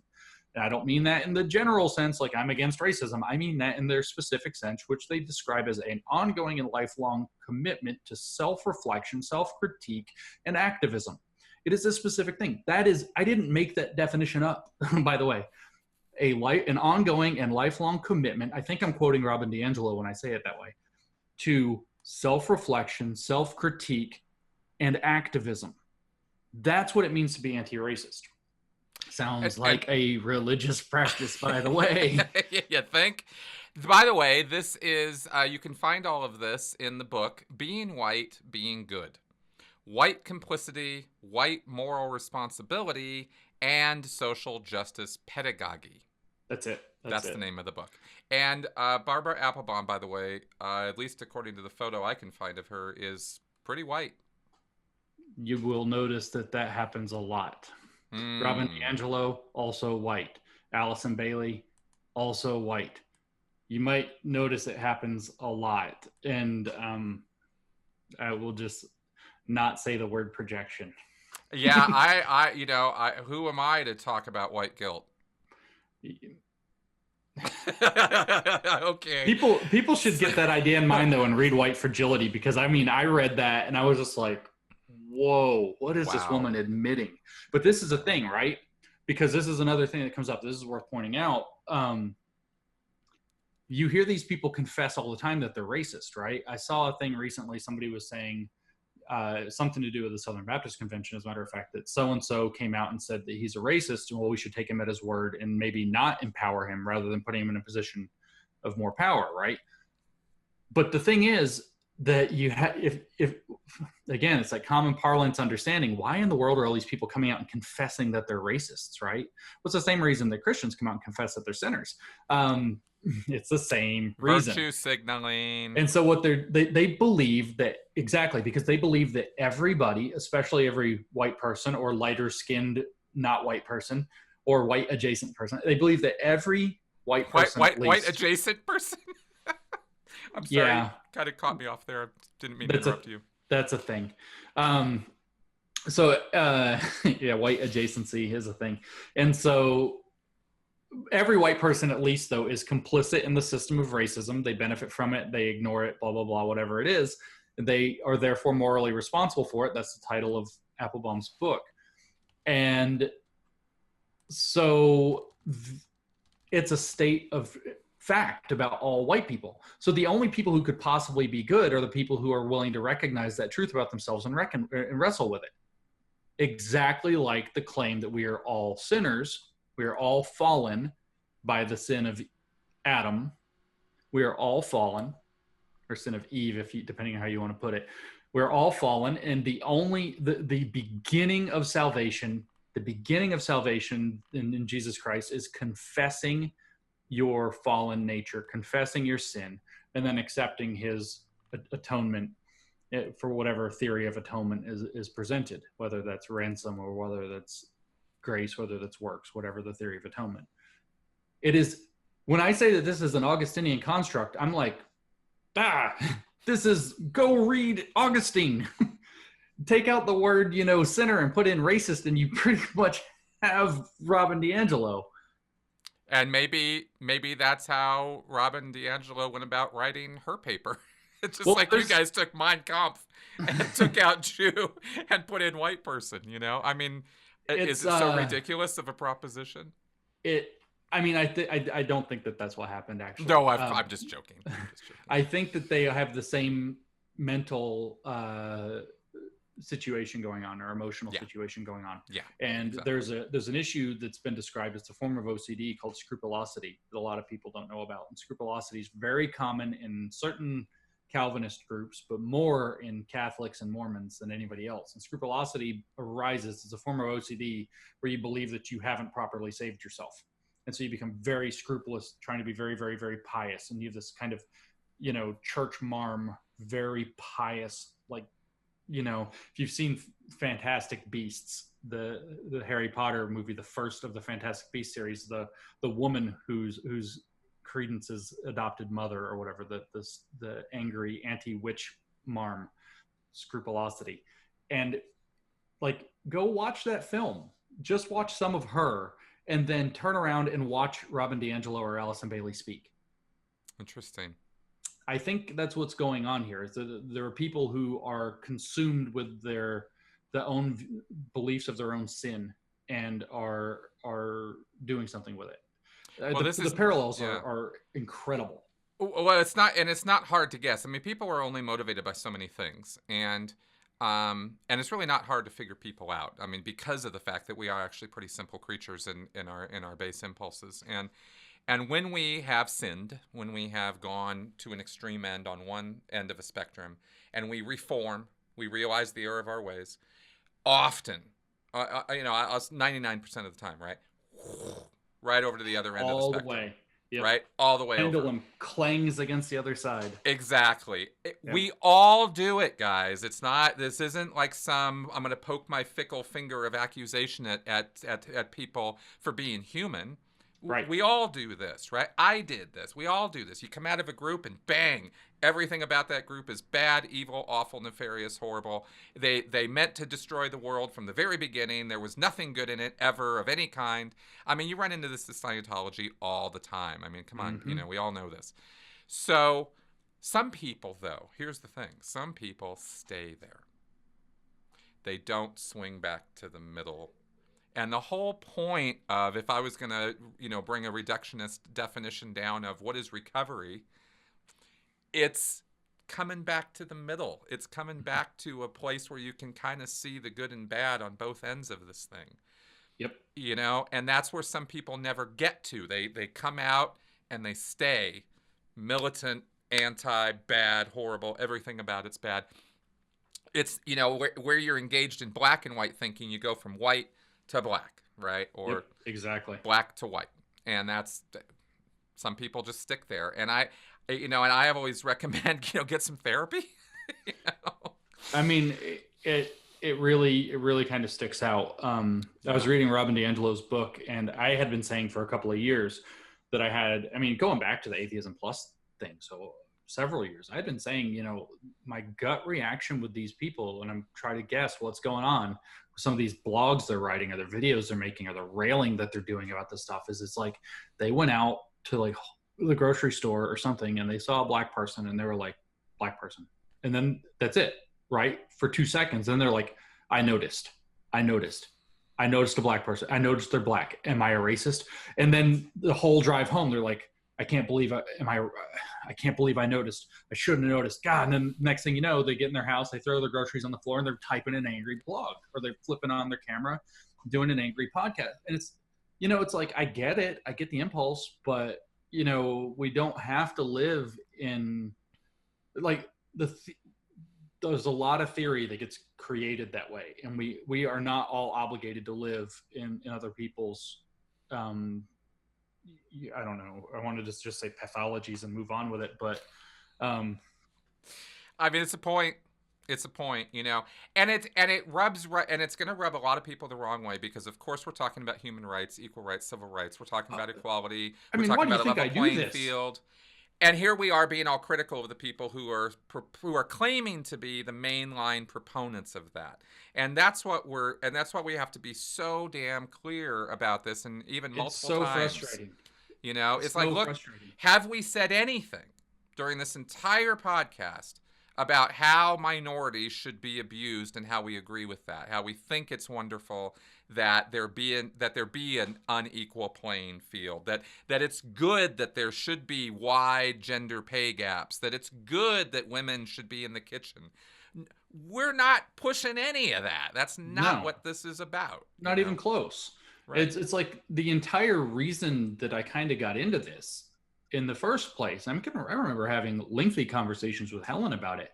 It was how frustrated we were. And I mean, I wrote an essay on Areo at around the same time, before we even started writing these papers, why I am a liberal who fights the left. And one of the main motivations I had is that I'm sick of the left being unelectable. I don't think that the left should win every election necessarily. I don't think the right should win every election. I have a very, you know, complicated view about politics. I find myself on the left, but I think that the interplay between disagreeing factions is really important. And when you have a situation where, I mean, I think that, you know, of course, Obama was president twice in a row, so the left was electable to some degree there. Of course, now they're saying Obama's a conservative, so what are you going to do? So then the thing, though, is Trump's election was an anomaly. It wasn't normal. Everybody saw from the get-go that there was no reason dude should have won. And everybody knows it, but somehow he did. And then we see similar, as they call them, right-wing populist victories in other countries around the world. And people can say, oh, well, you have these evil characters like Steve Bannon and whatever that are manipulating for it. Nigel Farage, they're doing all these things, you know, they're pulling the strings. But the thing is that they're winning by really narrow margins, which means you don't have to have much better of a candidate to go against them to not have them win. You really didn't even have to improve that much. Now, we could talk for hours, I'm sure, about the various virtues and flaws of Hillary Clinton. That's beside the point. That did play a role.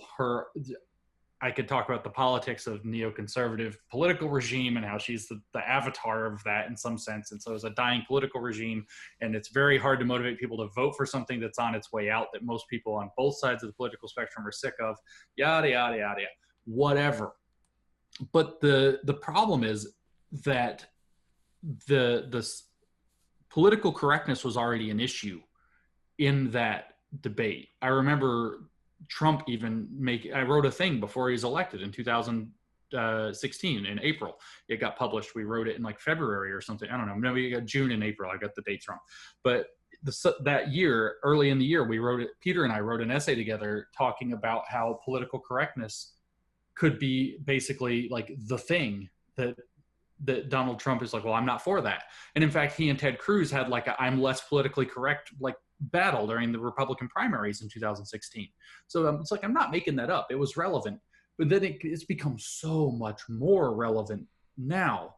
And you see like what just happened in the UK. You see just, you know, there was no reason that the left should have lost as badly as they did, and in traditional left strongholds, except that the left has abandoned its traditional charges. and has taken up this stuff that most people, when they start to hear about it, they kind of think like, yeah, okay. And then, but then they're like, wait, what? That's crazy. And so, and then importantly, the people in the swinging middle who decide elections are just like, no, I'm not going with that. So Donald Trump looked like a better option than, the trans bathroom issue was a big one right before the election. There were a lot of these kind of like Black Lives Matter was blocking highways to airports and things like that, and like storming on stage and like knocking Bernie Sanders over to run their own. That's right. I remember that. That's right. These things were visible. These things Yeah. were happening. People were, so when you're talking about a margin of victory that was literally like, what, 100 and something thousand, it's just like really a small margin of victory in 3 states that are traditionally swing voter states. This isn't, the right wing's pulling all, they're doing awful crap. But you're not going to be able to stop that, first of all, on the left. And second of all, you can beat it because they're barely winning by the simple act of not being insane. You hear it, like memes aren't totally true. We hear it almost I see it on Twitter, like literally every day. All the Democrats have to do to win this election is not be insane, and they can't even do it. I hear it from conservatives. I hear it from never Trump conservatives. I hear it from far right conservatives. I hear it from centrists. I hear it from people that are reasonable in the left. The only people I don't hear it from are the far left, who are dictating the conversation about these issues and forcing Elizabeth Warren to say, again, ridiculous things like, I'm going to consult a transgender teenager as part. Like, what are you talking about? Exactly. That was the lamest statement. I was actually pretty pro Warren. But Jesus, man, I mean, I had to switch over to Bernie because I was just like, whoa, she's too malleable on this stuff. Bernie's steady Eddie. I mean, at least with Bernie, he's consistent. He's consistent. But regardless of any of that, I think you're absolutely right in talking basically here about the fact that there are unintended consequences to social movements. And while you're pushing for equal rights and an equal playing field and equality of opportunity, right? Not equality of outcome, but equality of opportunity, right? I'm all about that, right? I want that 100%. I think most of us on the left do. These are hardcore left principles. But what we don't want is extremism, and the extremists, right? Where you take small issues and you blow them up to make them statistically crazy.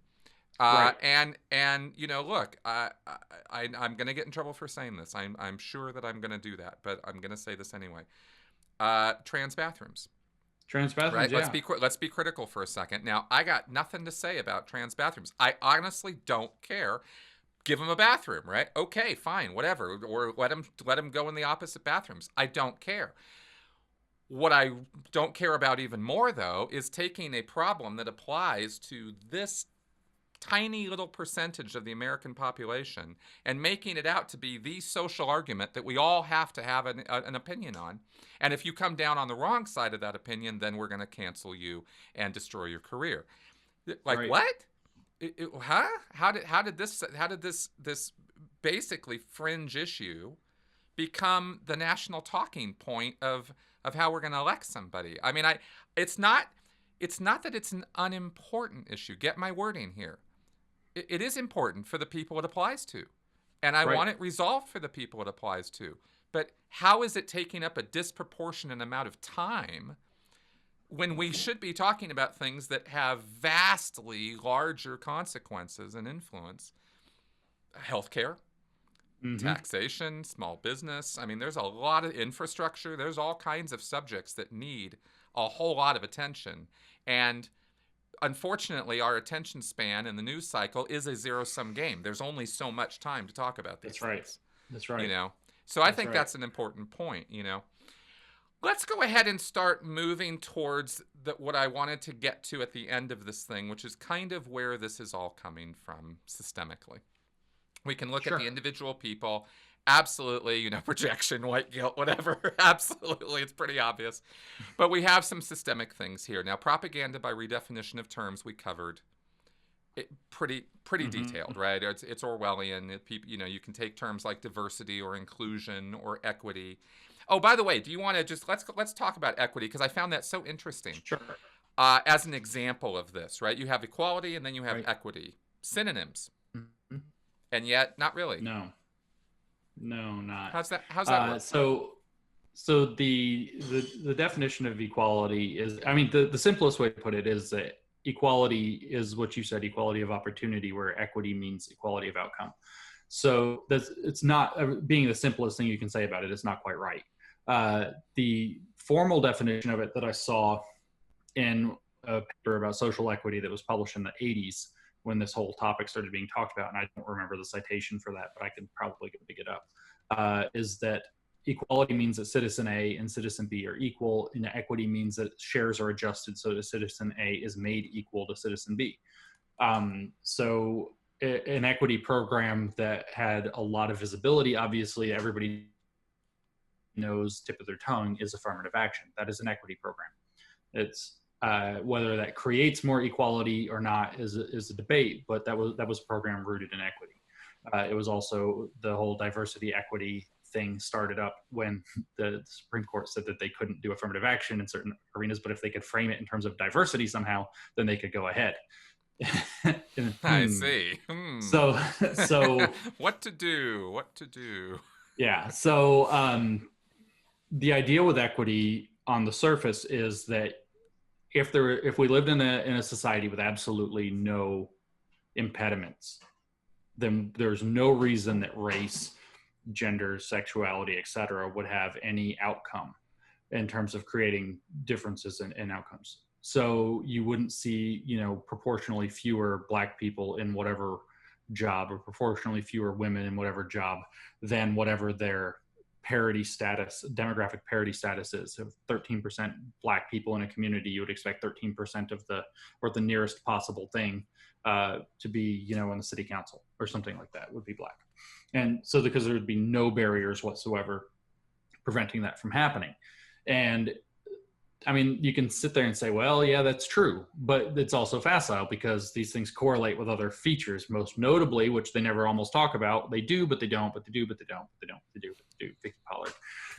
They don't really talk about economic class, and economic class actually has gigantic impacts with this. You're not allowed to talk about the fact that different groups decide that they want to have cultural identities, and the cultural identities value different things either.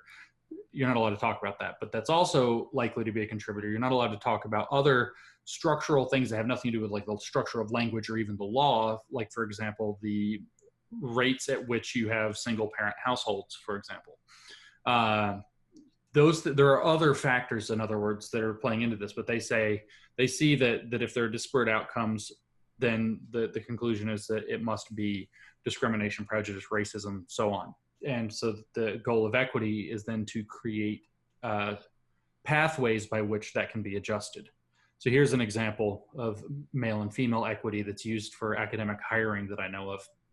There's a program called STRIDE out of the University of Michigan, and many, many universities have adopted it. And so one of the guidelines in STRIDE, as it turns out, and I don't know if this is domain specific, I don't know if it's across the board, I just know that the faculty member I was talking to for the department that he works in, it's true, is that there is a 2-to-1 ratio of male first author papers to female first author papers.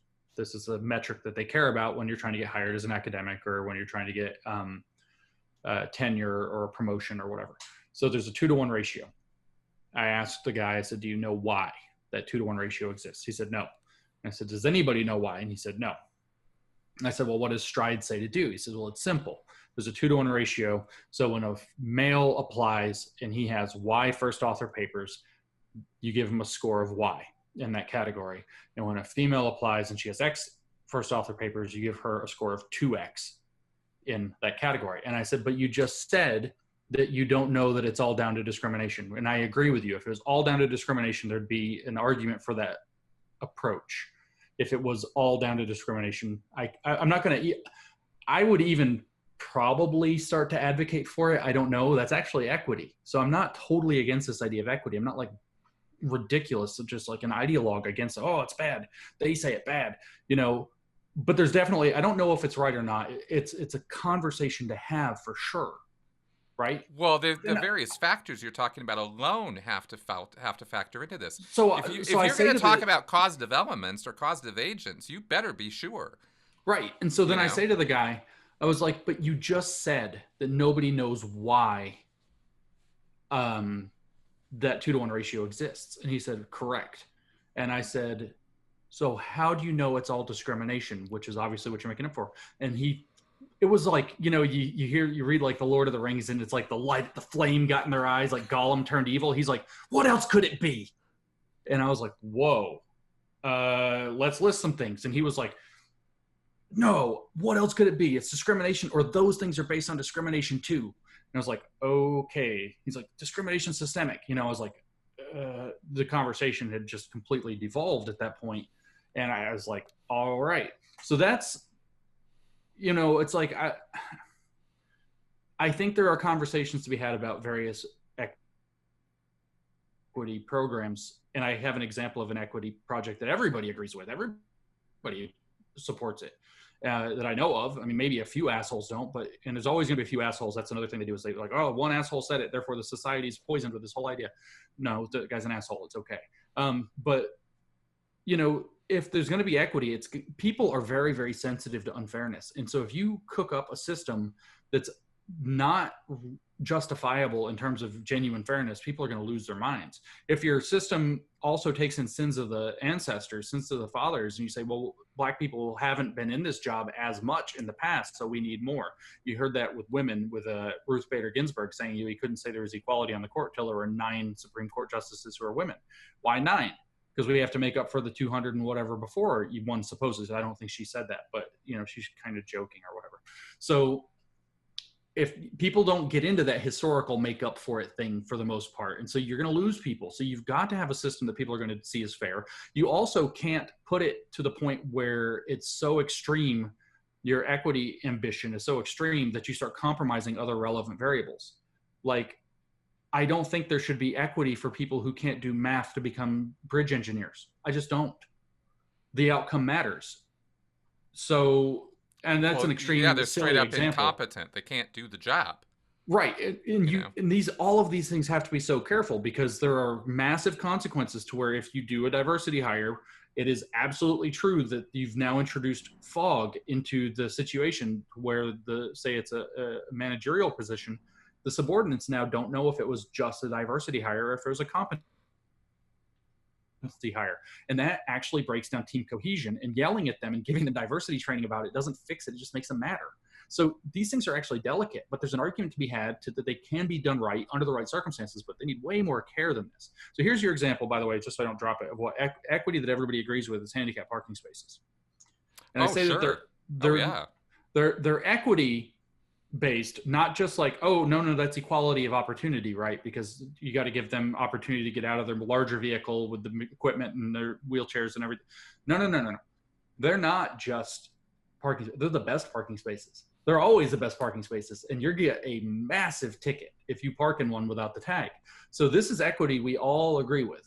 Well, let's give all the handicapped people the best parking spaces, not just so they can have access to the store, but so that they can actually have preferential access in terms of their parking arrangement. They don't have to wheel themselves as far as somebody else would have to walk. Nobody disagrees with this. This is totally, totally reasonable. Any society that can afford to mandate handicap parking spaces is going to now, and this is genuine progress. And this is under a heading of equity. So I'm not like blanket against equity, but you do need to know what it is. So when you start looking at it in terms of it just being affirmative action, there are consequences to that, and you've got to be right about it. When you apply it, you can't apply it sloppily. You have to know what portion if let's say that you did a really, really careful study and you figured out that there is a gender pay gap that's unattributable to any other factor, unknown factors, and it's like 6 cents on the dollar or whatever. I think there's an argument to be made that, okay, well, let's bump some pay. But you can't take the whole 70, 29-cent difference, because it doesn't work that way. Not all of that applies. And then the third thing is if you start doing it historically, you're not asking for affirmative action at this point. You're now asking for reparations, and people don't handle that. So equity has all that baked into it. And then, I just tweeted a thing. I don't know the validity of it. I didn't go dig into it, but somebody I retweeted a thing where they put an equity program into schools. The academic achievement in the schools dropped. And why? Well, why are you keep why do you keep pushing it if it doesn't work is a question. Why is it dropping? These are important questions to ask, not just, pounding your fist and saying more equity, more equity, more equity. If we had more equity, this problem would reverse. Or even more, what will happen in that case is when that data is seen, they'll say that the test that determined that competence went down was itself racist, so we need to get rid of the test in the name of equity so that equity can't be wrong. Well, when that's the program, you've now made something unfalsifiable or indefeasible, depending on whether it's science or not, and you can't trust whether or not it's got validity. It's a catastrophe for solving the problems that you and I agree need to be looked at carefully and solved. So and there's more than you probably wanted between equity and equality, but that's ultimately what's going on with those ideas. They're very different concepts. Big time. And I'm glad you took the time to clarify the difference there, and I hope people get that. So, okay, and the circular logic of it too, of course. Well, because it becomes a closed system. And when it becomes a closed system... Oh, go ahead.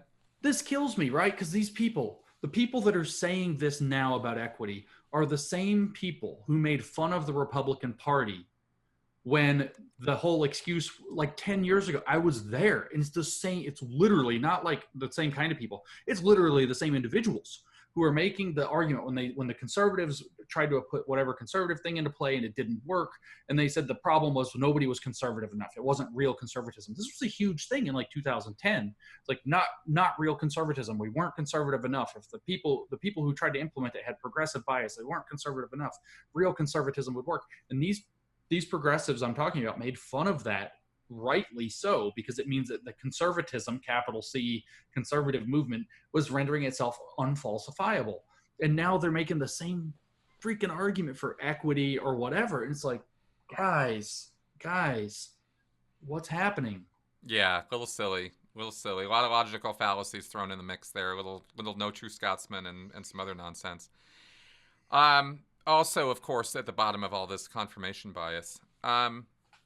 Now, there's a real basic problem, and I thought as a doctor, as an academic, and or somebody at least is as familiar with this field. I mean, you've basically been researching what academia has been doing for the last 10 years. In addition to the propaganda by redefinition of terms, the other thing that I see going on here at a base level is that the trappings of science are being used to rationalize pseudoscience. Oh yeah. And this is basically being accepted by a whole section of academia.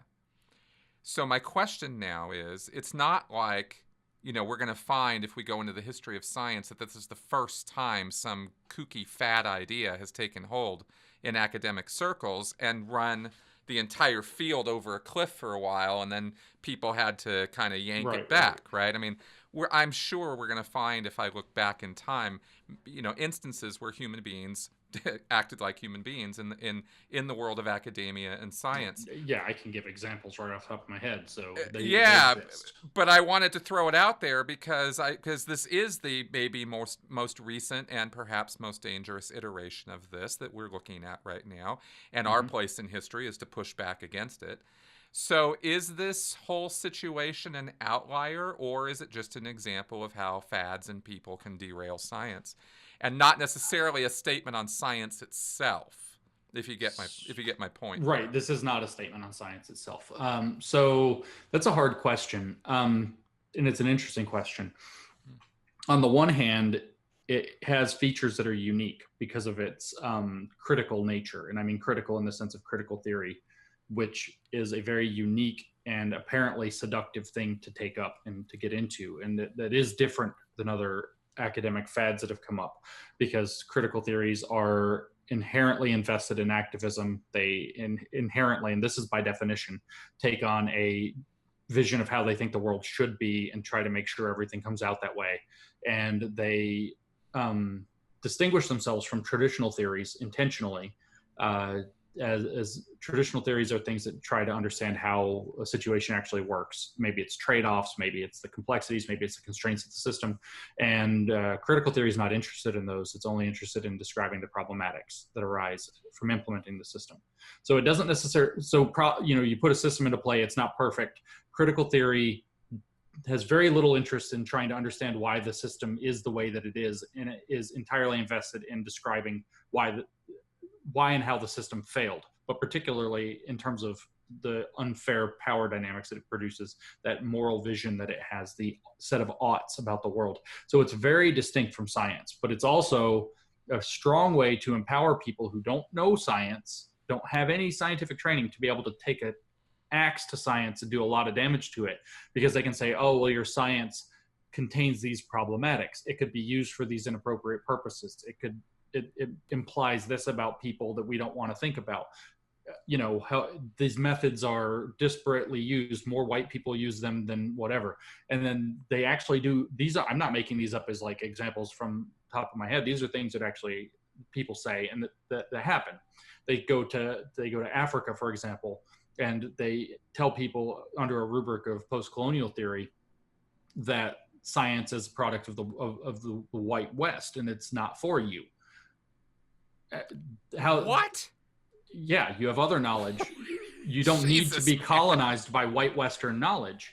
And that when we come back and say, but science works, they say that's just white Western colonialism, not willing to look at your own biases. But science built a nuclear bomb. Look at the bad things that can happen. I mean, they really put this into application in consequential ways. So I'm not just being flippant, you know, kind of giving those kinds of examples. It's really sort of a thing. So there is a unique threat posed by this because of the critical methods in it, and because of the kind of almost, I mean, they were not as cynical and nihilistic as the old school postmodernists, but that whole vibe doesn't breed anything good. It isn't constructive. It is in fact destructive, or deconstructive is the phrase, deconstruction. Again, Jacques Derrida. It doesn't build things, it takes things apart. And so that's also why it largely burned out in the 90s and had to mutate, as Helen and I describe in our book. So anyway, in that sense, it's unique, but it's also definitely an academic fad. It's also one that's pushed by a moral panic. That moral panic was exacerbated tremendously by the anomalous election of Donald Trump to the presidency. I think that's part of why it's so loud and so ascendant all of a sudden. Of course, its ascendance preceded him somewhat too. And there are probably other reasons for that, but certainly it got put on steroids under those conditions for a variety of reasons. And so, you know, there is that faddish element. And then there's one other thing I'd like to actually say here that I wonder about.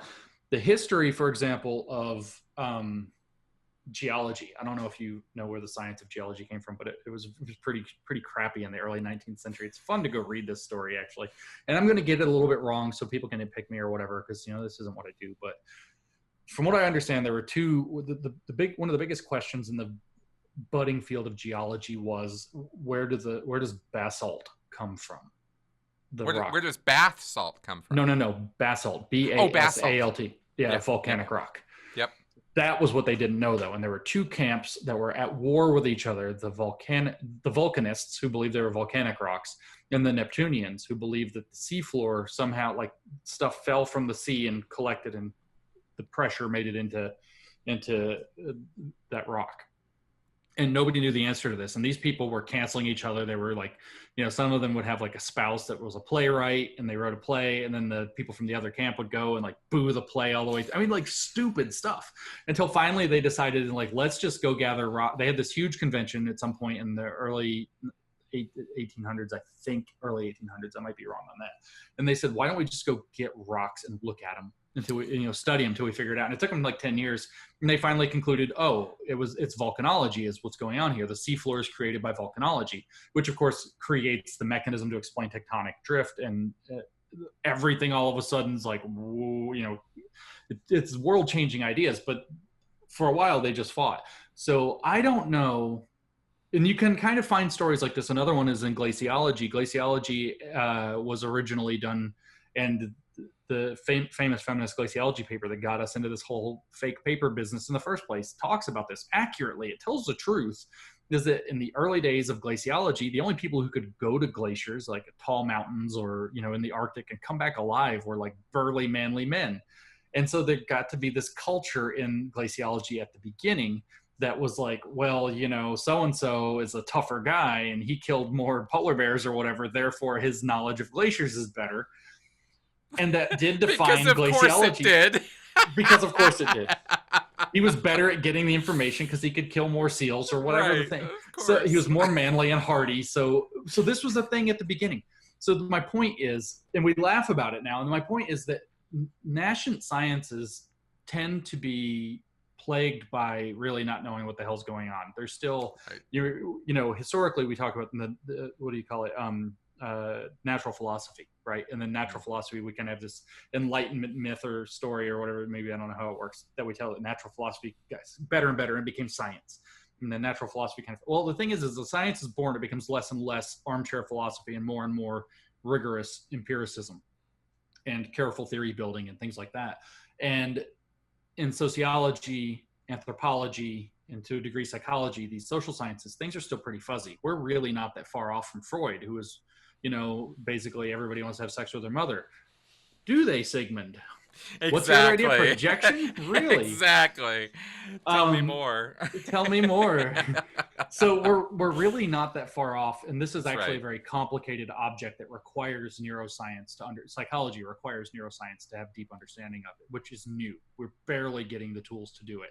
So we should expect these. So I don't know if these humanities fields, which are like bastard sociology, is really what they are. They're pretending to be sociology, but they still have traction because sociological methods are too new and unrefined to be able to shut them out. Plus, the people who tend to be drawn towards sociology, because sociology was kind of, Durkheim wasn't, but sociology was kind of founded around the idea that society needs to be changed. There was the element from very early on that was the point of sociology. That's the critical theory people. That really built. It's kind of activism science. And even psychology, right? I don't want to impugn psychology, but it's activism science, and therefore pseudoscience. That's right. And so the point of, if you were to, there are various, like, zoom out 100,000 feet and take a big picture shot of the Frankfurt School. I'm trying to train myself to say it correctly. It's not going well. One of the main points of that entity, of course, somebody's going to say, no, it was to ask why fascism was working. Yes, of course, that was the thing, but that's not my point.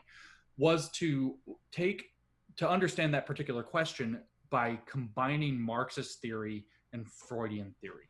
It was to combine psychoanalysis and Marxian theory in order, and that's what's called neo-Marxism. That's what the point of it was to marry Marx and Freud. And so the science of psychology, this thing was a think tank. The science of psychology, a lot of it, and a lot of your early big psychological names, when you take your survey of psychology course early on, Adler and so on, Erich Fromm, were in that. They were in the ISR, and so the Frankfurt School. So a lot of stuff that was very early on in psychology has deep roots in the critical approach, which is to change society, to marry Marx and Freud. So I don't know also. So we have it is unique in one sense, and then it is a fad in another sense where, madness is taking over. But there's this other part to it. I seriously believe that we're also at a cusp just before psychology, and then by extension sociology and so on, anthropology, can start to become truly rigorous sciences. We're just early on that. So the philosophy crap, in particular this bad philosophy, this critical philosophy, has a lot more sway over those things than it should. So that's why you see people say, oh, race sociologists, and they mean somebody like Barbara Applebaum, who's a philosopher. She's not a race sociologist.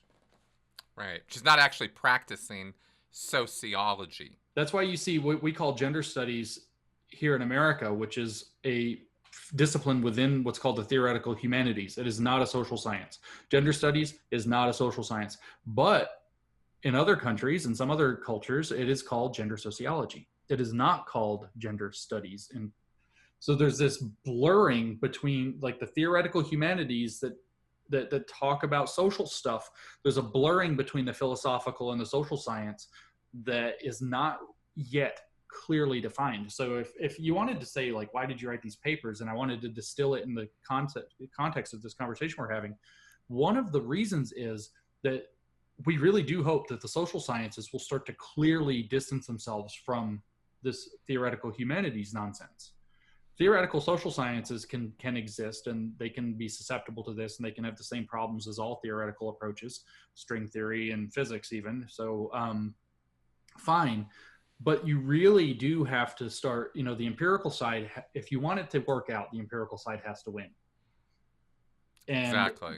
so that had the theoretical social sciences, I have some issues with the fact that they have been taken in by a lot of this stuff and that they're not distancing themselves successfully from it. But really, that's what we need to see, is we need to see the social sciences moving further and further away from this sophistry, this armchair philosophy that's pretending to do its job, and because it's very activist and very loud and very vigorous and has nuclear weapons in the social sense, is stealing the thunder of legitimate social science. Well, yeah, and the social activism really scares school administrators and executives and people like that. They just don't want trouble. They just don't want it. I mean, who wants to go to work and be faced by a mob of angry students who are demanding, or a media campaign that starts targeting your alumni or whatever, whether it's money involved or not. Just whatever university's in the news again for being, racist, blah, blah, blah, happened at the University of Montana. Nobody wants that happening around their organization, the PR nightmares. And these social activists are actually extraordinary. Imagine the people who've spent the last 50 or 60, maybe even 80 or 90, depending on how you count it, years studying the impacts of language on society are going to have the ability to use language as a weapon. Imagine that. Exactly. But you got to look past that to the concepts and to the ideas that are being forwarded. And that's really where that's kind of, in a way, the ultimate in critical thinking, to be able to move past the words and get into where is this, what are we really talking about here, and looking at it from the different perspectives, because the 1,000-foot look is very important to maintain sometime, but very difficult for people who are not specialists in fields to get. Totally. So it becomes this big problem, All right, so good, because I don't, I want. Oh, let me ask you this very quickly. Sure. How big of a problem is this across academia? Because I hear, oh my God, this is a big problem, and then I hear, no, it's only on the coasts. It's only in a couple schools that people are this crazy, So I'm a little not sure how big of a scope of a problem is this. How much should we be concerned about this? Hard question. It is a very hard question. I'm sorry you said quickly. Various level. It doesn't have. It's relevant on various levels. Okay. It is, though. It's relevant on various levels. Institutionally speaking, in terms of what's happening in the administrative arms of these things, it is an enormous problem. These institutions, along with other institutions, because as you pointed out, and I won't do my whole University is Narnia rant for you, I'm sorry, but you did point out that most people don't pay attention to it. The institutional level is pretty deeply cooked. The diversity boards and so on, there's not a lot of pushing back on this. Diversity and inclusion statements for hiring. Berkeley just got burned for that. That is on the coast, but nevertheless. You also have, like I mentioned, the University of Montana, that was not offhand. They had just this huge thing about Martin Luther King Day. Turns out they had an essay contest for Martin Luther King Day, and 6 people entered the essay contest. They all happened to be white, so the winners were white, and that's racist that white people were allowed to win. Even though the point of the entire essay contest was that the activists on campus said that it wasn't fair that people of color were having to do all the heavy lifting. So they wanted more white people involved. So they came up with an essay contest, and never mind. But so the university is racist. So, I mean, the thing is happening kind of in a lot of places. I don't know. It's not happening deeply in most math departments, except maybe with hiring stuff. So the guy I mentioned earlier when I was talking about Stride, and I said I didn't know if it was domain specific, it's a physics department. So it is happening with regard to, hiring and department politics and all of this. So again, at the institutional level, do I think that the universities are successfully being indoctrination mills? No, not so much. They certainly are, however, working this curriculum in more and more widely and more at a mandated level, right? So the curriculum is now including more and more. I think California has a bill put up right now to mandate ethnic studies in all of the University of California system. Everybody who graduates has to take ethnic studies. And there are diversity course requirements at nearly every university. So it's a pretty broad problem, but your average academic day-to-day isn't probably going to run into a lot of it. Campus culture, it's going to be a mixed bag. You're going to have, the same usual thing, but most students, are just doing their student thing. A lot of them don't care about it. Some of them do. But there are flyers up all over the place for diversity this, diversity that, white people not allowed. We just saw the thing at the University of Virginia, I think, where they had a multicultural center and a black student stood up and somebody thought it was a good idea to film this. And, like one of her friends thought it was a good idea, like this was the good thing to put up on the internet and, put up we have too many white people in here. Y'all white people need to think about where you're spending your time and taking up space. Taking up space was the phrase. You have the whole university. Well, everybody does actually, but not if you want an all-colored room, which those used to be frowned upon. Duh. Right. I mean, it's a bit ironic that they would that you would get to the place now where we go from civil rights and destroy segregation. Talk about pendulum swinging all the way back. They get everything backwards. Segregated spaces are the only spaces that are okay. For the opposite mentality. Yeah, they get everything backwards. You just have to look at this on a bigger picture and just go, what are you guys doing? They get everything backwards. And they think that they can reverse the mentality and it'll fix all the problems. Go back to the old way of thinking, reverse the mentality, and it'll undo it all. But the bigger problem for academia is that the meme of academia is this, and they can't make that not happen. You can say it's a right-wing hit job, that they're, nut picking or whatever, but you can blame people like Peter, Helen, and I for shining a light on it and talking about it. I actually am not all that interested in academia anymore personally. They are what they are. This is in corporate offices. This is in law. This is in medicine. It's getting in a lot of things now. That I'm much more concerned about. It's in faith, as I was just mentioning. I'm very concerned about these things. But the meme of the university right now is social justice. And that's not good. That is a bad, bad brand to have hitched to outside of your kind of like liberal elite bubble where you think it's good and great, because a lot of people keep trying to tell you that they don't like it. And so you can say, oh, well, academia is just going to do what it's going to do, but somebody's got to pay for that, whether that's by sending their kids there instead of to some other institute to get a trade or to just bypass college. And it's like the money doesn't come from nowhere. Your alumni still have to donate money. State governments still have to approve of it. There was a thing at the University of Tennessee, I think a few years after I left, where they think they still do have this thing there called Sex Week, and it's all sex ed and all this stuff, and it got more and more woke, and it's all like, there's like some gay parade or something like that one year at Sex Week or something along these lines, and the conservative state legislature lost its mind and cut pretty much all of the funding to the diversity affairs office or whatever. Millions of dollars of student scholarships that would go to black students or whatever gone because they don't want Sex Week happening. So eventually, I'm not saying that was good. I don't approve of that. In fact, I'm horrified by that. The thing is that if you provoke backlash, and it's probably good to see who has most of the levers of power in their hand right now, that backlash can come, and it can come hard, and it can come quick, and the university can be badly, at least financially, damaged by it. Its reputation depends as far as what it's supposed to do. It's never, I got yelled at like I'm stupid or some shit on Twitter. I get pissed off at these people.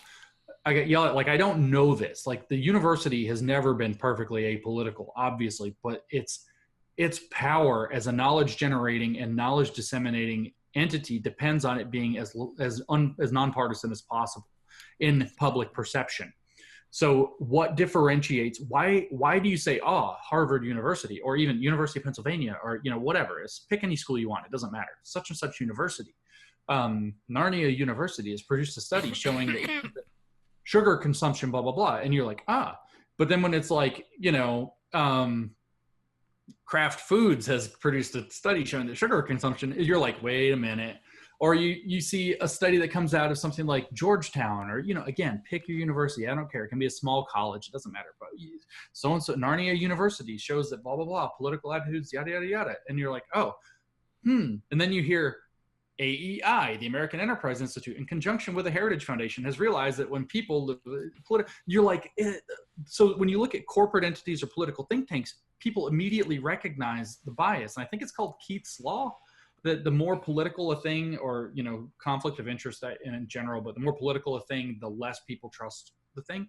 So when you are creating and maintaining and not doing everything in your power to clean up the very widespread and not inaccurate perception that there's a massive left-wing bias on college campuses, university research starts falling prey to Keith's Law. And so people take it less seriously. So that means, what does that translate into? People not calling their politicians and wanting them not to support the university's agenda and research, not funding certain departments or all the departments, cutting funding, not sending their kids there, not getting those tuition dollars, and so on and so forth, right? So it's a blatant catastrophe in the making for the university.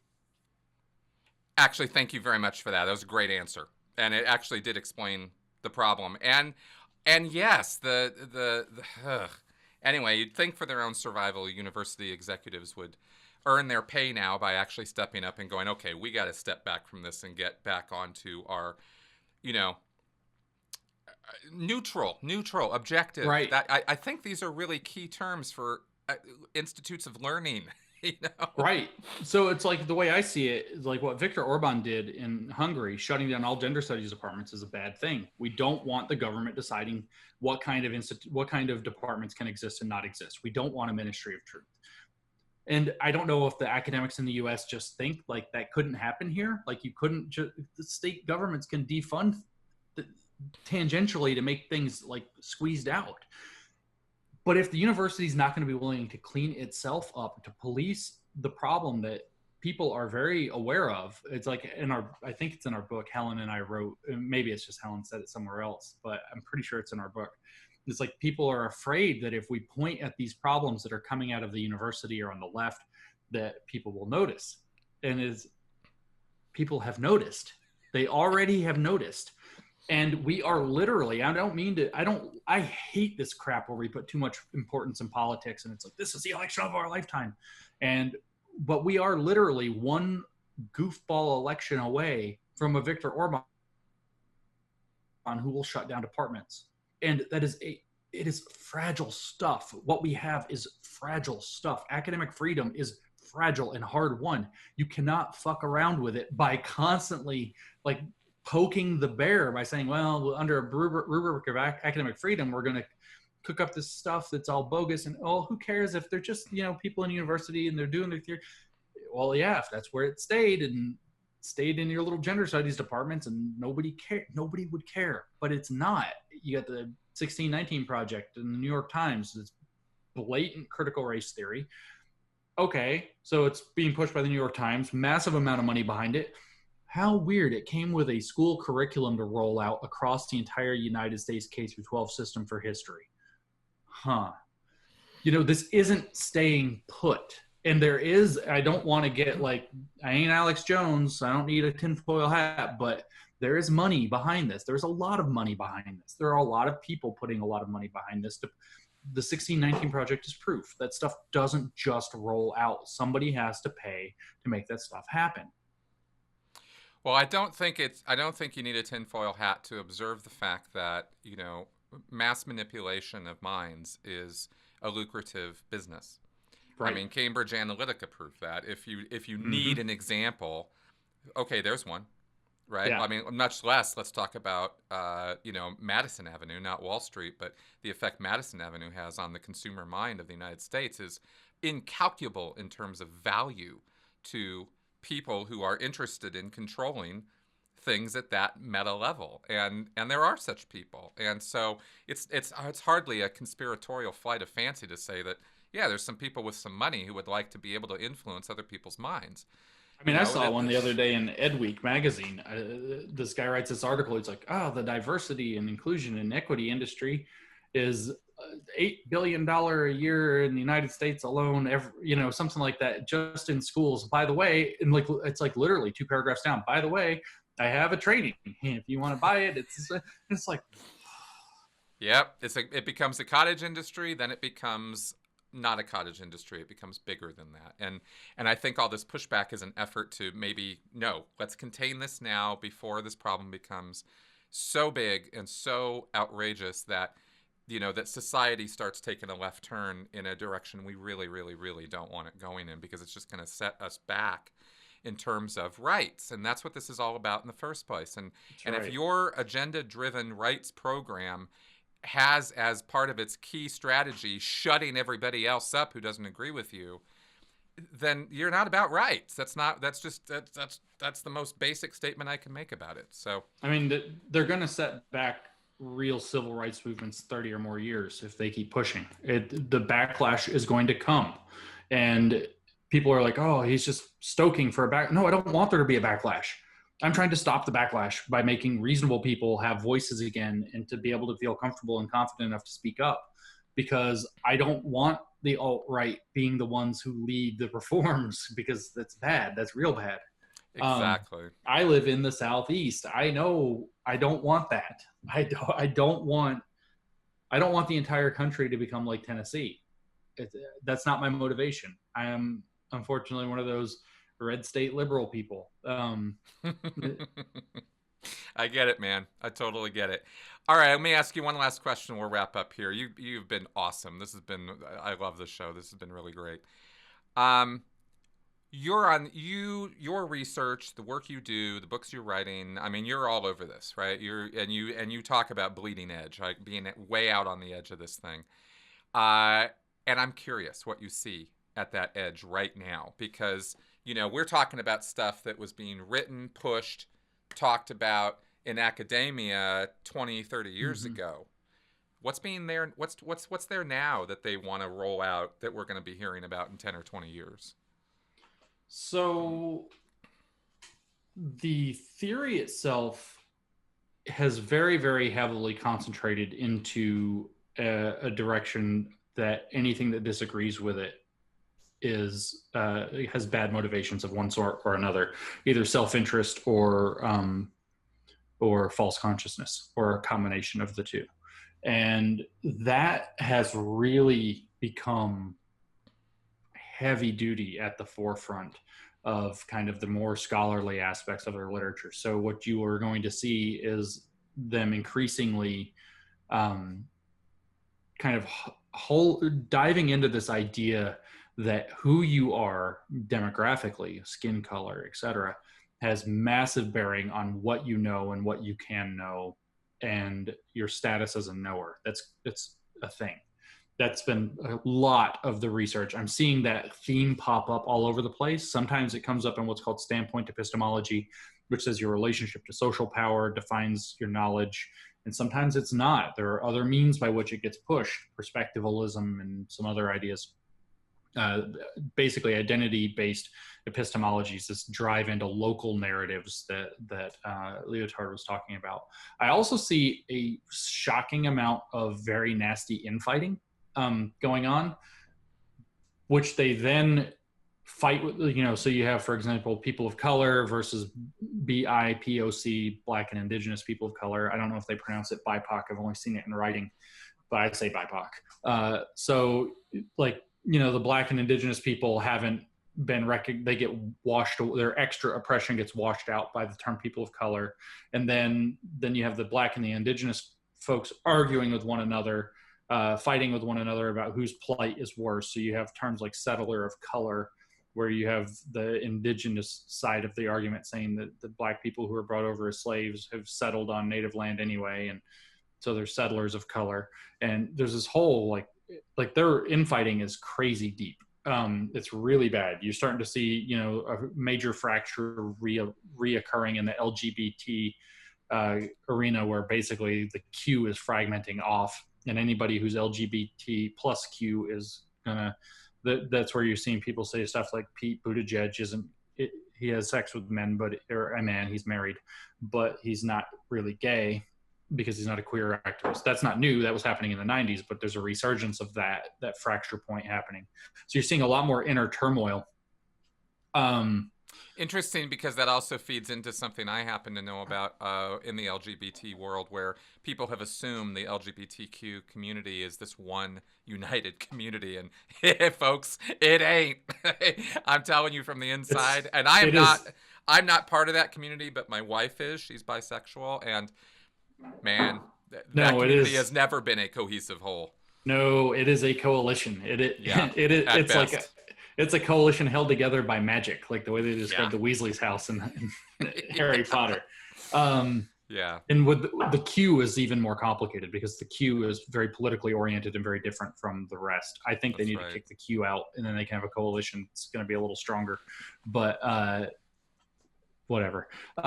So the Bleeding Edge has a lot of infighting and has a lot of this epistemological stuff going on. As far as the theory goes, that's really kind of what I'm seeing. But you're also seeing now the drive to institutionalize is really, really a big thing. Decolonizing education, remaking education. It's almost like they moved on to the remake the system part. There's pretty much everything in education now. I know there's an educational theorist, a critical pedagogist named Joe Kinchelow. I think I'm saying his last name correctly. And all this, decolonize that, blah, blah, blah. He actually founded an institute at a university in Canada, and that is like the Paolo Freire, that's a critical pedagogy guy, Institute something.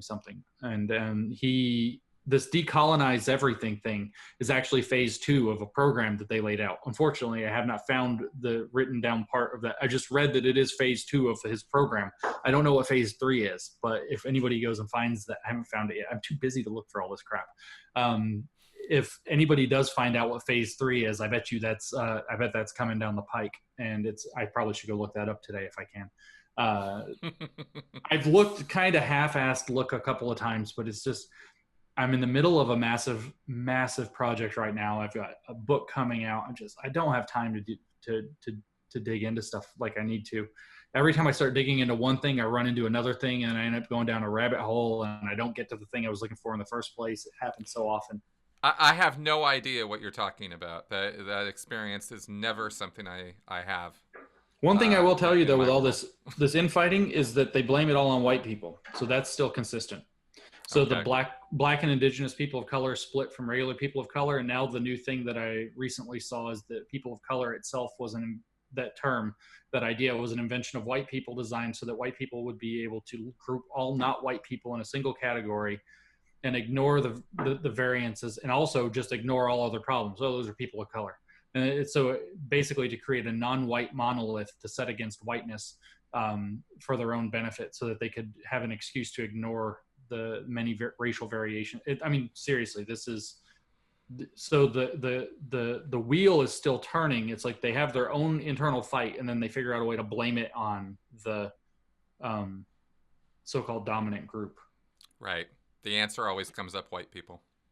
That's why everybody asks all the time, like, well, when they get power, are they going to criticize themselves? Like, oh no, they've done nothing for the last at least 10 and probably 20 years except make sure that they are always, whether they have to appeal to systems that don't really maybe even exist, knowledge systems, science or whatever, being white, or to historical fact, well, black people were systemically discriminated against and viciously discriminated against for 400 years. So the whole system is permeated with that, whether it's historical injustices that haven't been made up for, or that stained the system, or whatever it is, that they are cooking the books hard to make it so that you could think of it like the social pyramid, and they're flipping it over, and they are cooking the books hard so that that's not going to change. When they get the power, they are going to maintain the power. It's not the ongoing. It is ongoing revolution in one sense, but it's not the thing that Foucault warned. Like Foucault, they've problematized him because one of the things he said is, power comes and then a new group comes and tears it down and they become powerful and then they're the problem. And that's not how this works. They are making it so that they are not the problem, even when they become exactly the problem they already have. They have cultural hegemony. They've problematized. I love that word. Sorry, but it's become a new verb. It is. It is. Totally is. Yeah. So that's kind of what I see. I haven't actually kept up with. I mean, most of the bleeding edge, the papers in the last 2 years, there hasn't been, as far as I can tell, a big revolutionary concept, like intersectionality, that's come up. And I know that we deliberately tried to think of one.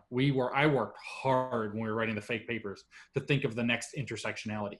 And if I could think of the next intersectionality and they all start catching on to it, and then I'm like, it was a hoax. It was fake. It would forever poison that direction of, Unless of but course they use the broken clock defense. right. Oh, James Well, just I mean, happened to stumble on exactly what the problem was. they've said that about a bunch of our stuff. Yeah. So the thing is that I don't know what that next big revolutionary idea is. The clock on the wall says that we're probably it'll probably be coming within the next decade. The seeds of it will start appearing probably in the next 4 or 5 years.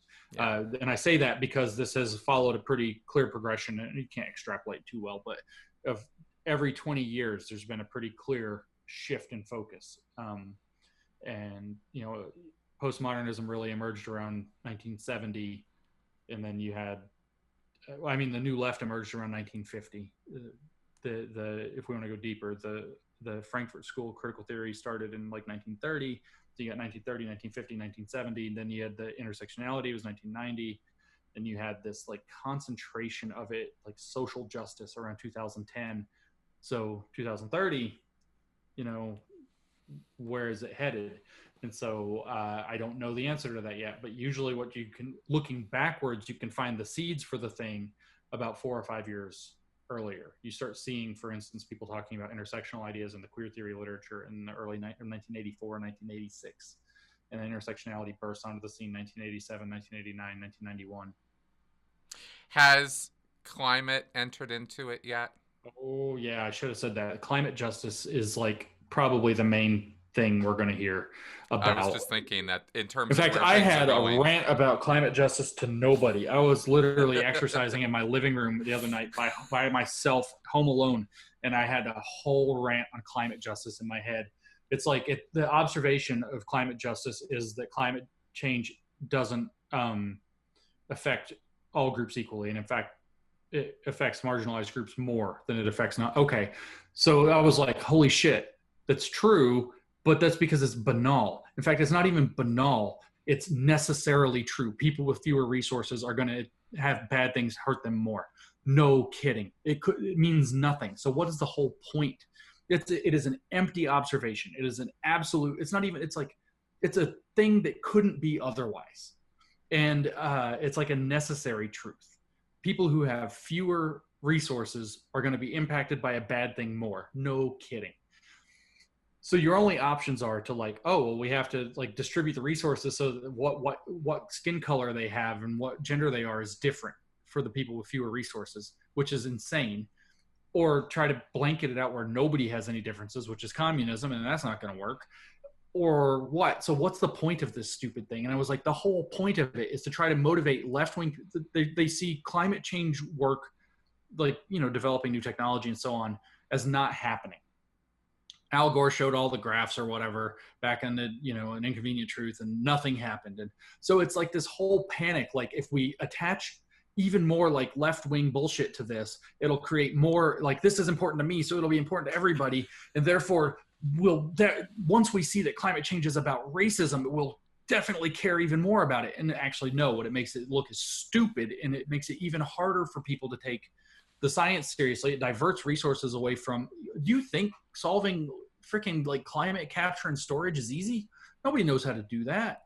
And so it's you can't divert resources away from that. And I know this is happening because I've had emails literally from including people on the European Union Parliament to, help, look at this crazy gender and race crap where instead of real climate stuff we're doing. This is our initiative, and it's just 13 pages of everything gender and race and nothing to do with, anything reasonable to do with climate change. So it's hijacking a thing. And climate justice is our next decade, that's for sure. What that evolves into, transhumanism or whatever, 10 years down the line, probably, Sure, maybe, but right now it's going to be climate change. Transhumanism might actually be the next thing after that. Like we're going to just the problem is being human at all. We're going to transcend that, and we're going to use like VR or something to do it. I don't know, something like that. Exactly, and somehow that will be racified as well. Oh, of course, and white people will build and the system. genderified and all that. That's why one of our papers was an emergency level need that AI needs to be an irrational feminist to prevent it from being made by men. Right. Okay, good. Jim, this has been fascinating. Thank you again. Thank you. Yeah, man. Yeah, this has been really wonderful. Yeah, it's wild, it's crazy stuff. It's harebrained, it's goofy, it's all those things, but it's also concerning, dangerous, even. And it's important. Definitely, it is. Method matters, right? These problems are important. Let's do them right. That's my whole message. If I had to put it in, then let's try to be friends with people again who we don't agree with. You can actually do that. It's okay. You don't have to hate somebody because their politics that they put up on Facebook like a fool are different than yours. It's like, let it be. Exactly. I've had to learn that lesson. Yeah, I've had to learn that lesson so many times over the last 3 years, and I still am trying to learn it. It's hard. It's hard because we see inside other people's heads now to a level that we didn't. The norms have changed. So finding new tolerance norms where we can see inside people's heads is a thing, and it's hard. That's right. Exactly. We got to deal with the fact that we're not all on the same page, and we're never going to be. And we're going to have to get along anyway, because if we're going to do this species thing and we're going to do this, let's all survive thing, then we're going to have to learn how to get along. I'm with you, man. Yeah, big time. When should people, again, be looking for that book coming out? Well, it was supposed to be the 5th of May, and I was very confident in that, but it looks like we're going to have it pushed back a little bit. Early June, I believe, is the new deal. We asked the rather famous Dr. Alan Sokol if he would read over our book and possibly endorse it, and he did. You can see that on Amazon now already. But he has very kindly made tens of thousands of words of suggestions for its improvement that we mostly took, and that has considerably pushed back the ability to do the pre-publication runs. So an extra month. And if anybody's upset about it, Alan Sokol. It's all Adam Sokol's fault.